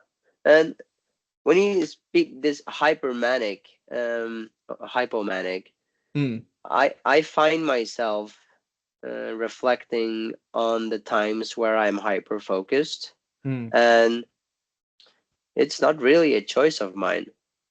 It's a madness. It's something I just have to do it, and all of a sudden 5 hours have gone by, and it's 3 o'clock at night, and I have to go to bed, and I'm going to work at 6 o'clock. But I can't help myself. That's the situation. That's the if I understand the hypomanic correctly, and kind of it's crazy. It sounds very crazy to people. What I have done, and what I'm sure you have done multiple times, when you just disappear into a subject that you're so highly fascinated about that you can't stop yourself. You just have to keep digging. It's kind of like a mental gold fever. You just have to keep digging because you're certain that you're gonna solve the problems of the universe somehow. Yeah, it's exactly like that, and that's as mentioned, that was why it was so fascinating for me to read about these characters, like having kind of similar kind of experiences, and going through what they went through, and their struggles and their kind of lessons, and their achievements, not to mention in this journey, based on how they were kind of wired psychologically, and that and getting that type of story and that type of reading that type of book, I found that really positive for me to actually get that to actually relate to, because this is not something you see on the daily, so to speak, or at least not openly with people who are willing to discuss and relate on this level, because it's often a really personal thing, like these deep levels, which these deep things, which like you have the perception that like, okay, you are like something of your own in a sense, right? Like that most people can't something different from what most people are experiencing. I think it's sure to be said that we are different. People like us are a minority, and I also think it puts more weight on our shoulders to go out and pursue the pursuits that we find fascinating and have the drive to drive us forward. Because the result of a successful entrepreneur is a lot of families have housing, they have food on their table because you're the provider of jobs and security, which even though it might have sounded like we spoke negative about people in those circumstances that enjoy the more atypical life or the typical scenario, but it's most people, if they are comfortable and they have fulfillment in their life by having children, raising their family, and this is what brings value to their life, and they enjoy going to work from 9 to 5, then it's crucial to have these people as well to keep the gears running. But it's also crucial to have people like us. It's necessary to have people that want to innovate, that wants to make a change, that wants to create something bigger than themselves. Because without these individuals, the other won't have any leaders. And then it's a matter of being a leader of high quality. Absolutely. And that's what I find really concerning about the developments the last 70, 80 years or so is a lot based on how much harder it is for people to actually live this type of average life, right? Like in the 1950s, 1960s, like I hear stories like in the United States that okay, you could have an average wage, average salary. You could get a house and be able to take care. Like your wife wouldn't need to work. You could take care of your kids. They get them to college with a perfect a relatively low but mediocre like average salary. You could be able to live the American dream, so to speak. Yep. And where did that go?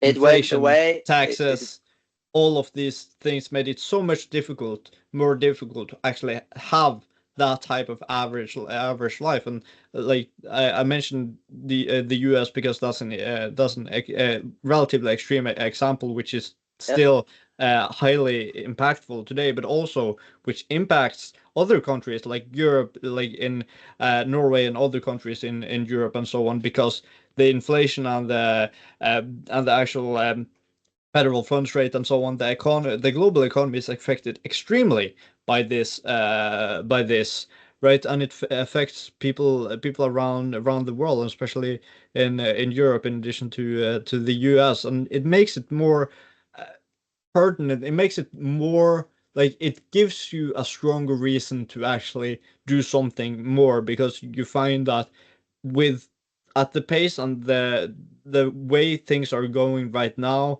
it's become much more it's becoming continually more difficult to actually have this type of average life, to be able to satisfy those goals and the things you want to do for your family and for those you care about, if you just have that as the basis you're going on. And then suddenly, like that, you lose your job on a whim for things that are completely unrelated to your skills. And then okay, what will you do? And then suddenly you have a medical bill, and then all of these other things suddenly happen, life happens. And then that's why I think it's so important to be up to date and to develop, to be focused on developing yourself, developing your skills, because you need to have the power.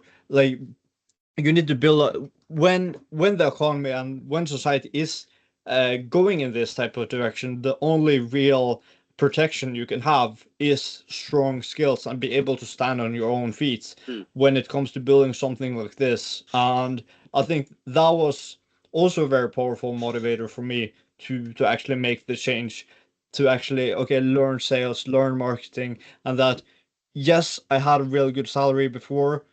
That was interesting to get a first taste of that type of money, but I also knew that I need to be able to build something like this. or to build a platform to earn this type of money and more myself. And thus, when I actually get there, I can get far beyond it. But what's most difficult is actually building up the skills and getting those things right with the marketing, with the sales, and getting the valuable skills to actually offer something of value to people, because that's the only real security you have against the trends that are going on right now. And you're always left with your skills. If you Yeah, go bankrupt and you lose all your money, you still have all your skills. exactly. And that's why I think it's so important to invest in yourself, right? Like when you're Yes. young, like, okay, sure, you can put it in the stock market, you can put it in a savings account, but like to me, it like didn't seem right. Like, okay, like for instance, a pension sounded weird to me. Like I'm putting money into a place I can't use before I'm 60, 70, like, and then maybe if I do it right, I will be rich at 60, 70. Like I don't know, man. There's something wrong here. Like, why can't I just invest it right in myself right now, in my own skills, and just get more income sources, right? I Yes. think that seemed more reasonable to me, at least. Like, I want to be rich by 30, not by 70, you know? Yeah. My pension's gonna be real estate. Yeah, exactly. I'm not gonna have a pension fund that they're gonna waste on wind power that's Hmm. just not working properly. Yeah, yeah. It's yeah, something about that. Just yeah, putting your money and then locking your money until Yeah, you're too almost too old to enjoy any of it either. yeah. Anyways, right? This like when you're You should earn enough money that you mm, are earning so much money that you're not able to spend it all. yeah, Instead of trying to save your way to a rich life, mm, you have to earn more. yeah, And you also have to be um, conscious of your mm, lifestyle.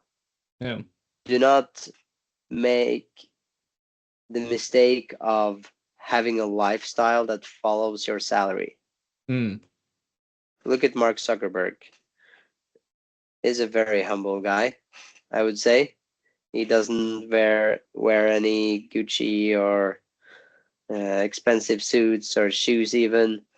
He lives a humble life, at least what I've seen. Maybe he lives different now, but I remember seeing him in these very standard t-shirts, the flip-flops that cost like $10, yeah. stuff like this. Yeah, he has made some changes in the last year or so. I think Which he he needed. should. I Yeah, think he should. He he got a definitely. lot more. He got a lot more jacked and like started with martial arts and stuff. Yeah. Yes, So he's that doing that jujitsu, was isn't he?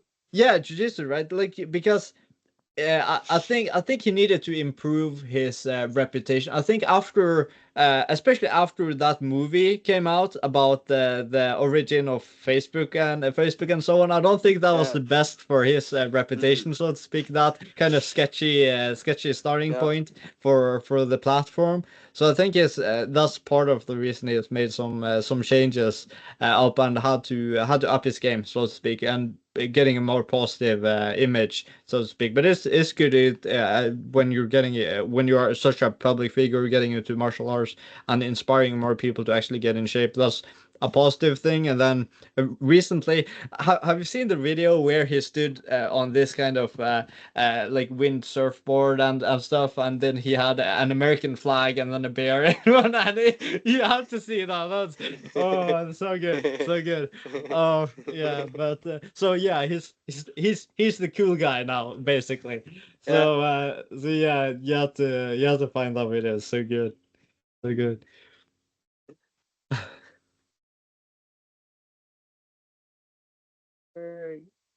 Wind surfing.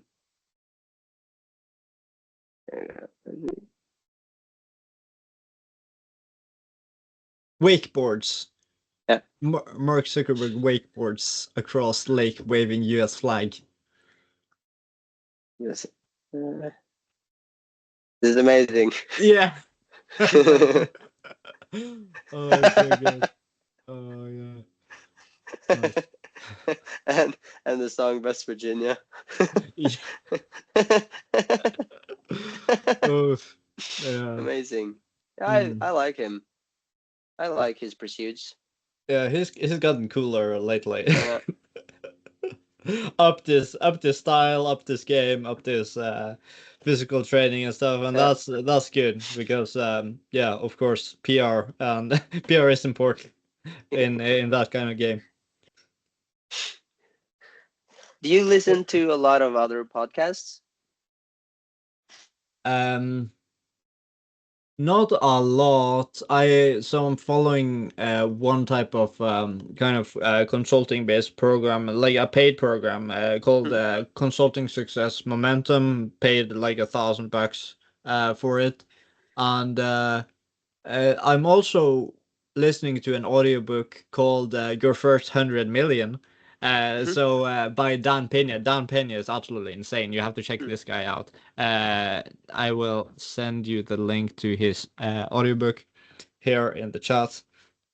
And yeah, so that Dan Penny is absolutely insane, and he's like, if you like, you should watch a few of his videos on speeches because like he basically screams at his audience the whole time, but like you know that he has done some shit like and done some insane stuff both in business and in like when he was a soldier and like in military and kind of with his kind of special ops kind of situations, and that's he is one insane motherfucker, so to speak. So he's interesting to listen to, even though he shouts in your face like all the time, basically during all the speeches and during everything. But it's funny. It's funny, but it's I think you will enjoy it because it's very inspiring as well, and a lot of educational stuff and lessons that he shares Nice. as well. Like like he is the type of guy who will tell you absolutely everything that you need to hear that you don't want to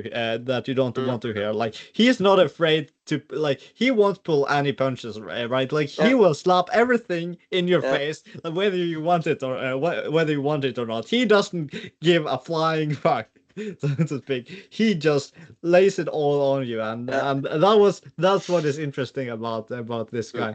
So yeah, recommend checking that out. It's so the Nice. audiobook is in 13 chapters and different kind of clips here in like 30 minutes to 1 hour clips there. Nice. Recommend checking that out. Yeah. So I just have to take a piss. yeah, notes as well. There you are. I'm just trying to keep them entertained in the meanwhile. Joe Rogan always says that when you have to pee, you just have to go and pee because you get so distracted. Yeah, true. You And get we've more and already more gotten distracted. to 2 hours and 20 minutes. So Wow. Time flies. Time flies. 2 hours and 20 minutes. That's pretty good. I yeah. peed right before, and I've been drinking a lot of water. Yeah. Nice. Yeah. So yeah, maybe it's time to wrap it up. We probably both have some more work to do this evening as well before we take the nights. But yeah, Sure do you do. have anything more to you want to discuss? Well, there's a lot more we can discuss, but we can save that for later, of course. Yeah. So yeah, we can round it off by saying that basically summarizing what we're doing with the partnership. As mentioned, we have a partnership offering basically AI chatbots for websites, for instance. So if you want these little chat boxes to pop out for your website, you have a website for your business that you want to help your customers get easier to navigate your website. You get these little kind of chat boxes coming up which kind of help out the customer to figure out okay what the business is about, where they're going, how to get answers to questions without it taking too much of your time from your customer service. Then we can help set up something like that with the help of AI. We know how to use the power of AI to help out your business in ways like that with a chatbot or with other things with automations and things that may be of service to your business. So if that's relevant to you in your situation for your business, be sure to let us know. I will leave my Twitter down in the description below, as well as you can always contact us in the comments, and with my email attached below in the contact information in the description as well. So just be sure to get in touch if that is relevant for you, for your business and your situation. So yeah, you have all that information in the description. Be sure to reach out to us, and yeah, as always, stay positive, guys, and yeah, have a great week. And again, thank you, Sebastian, for joining us today. Thank you for having me here. I've been waiting for the moment to get on the podcast. Absolutely. May this be the first of many. This may be the first of many. Absolutely. Great. It was great chatting with you. You too, Sebastian. Have a great week. Have a great evening. Cheers.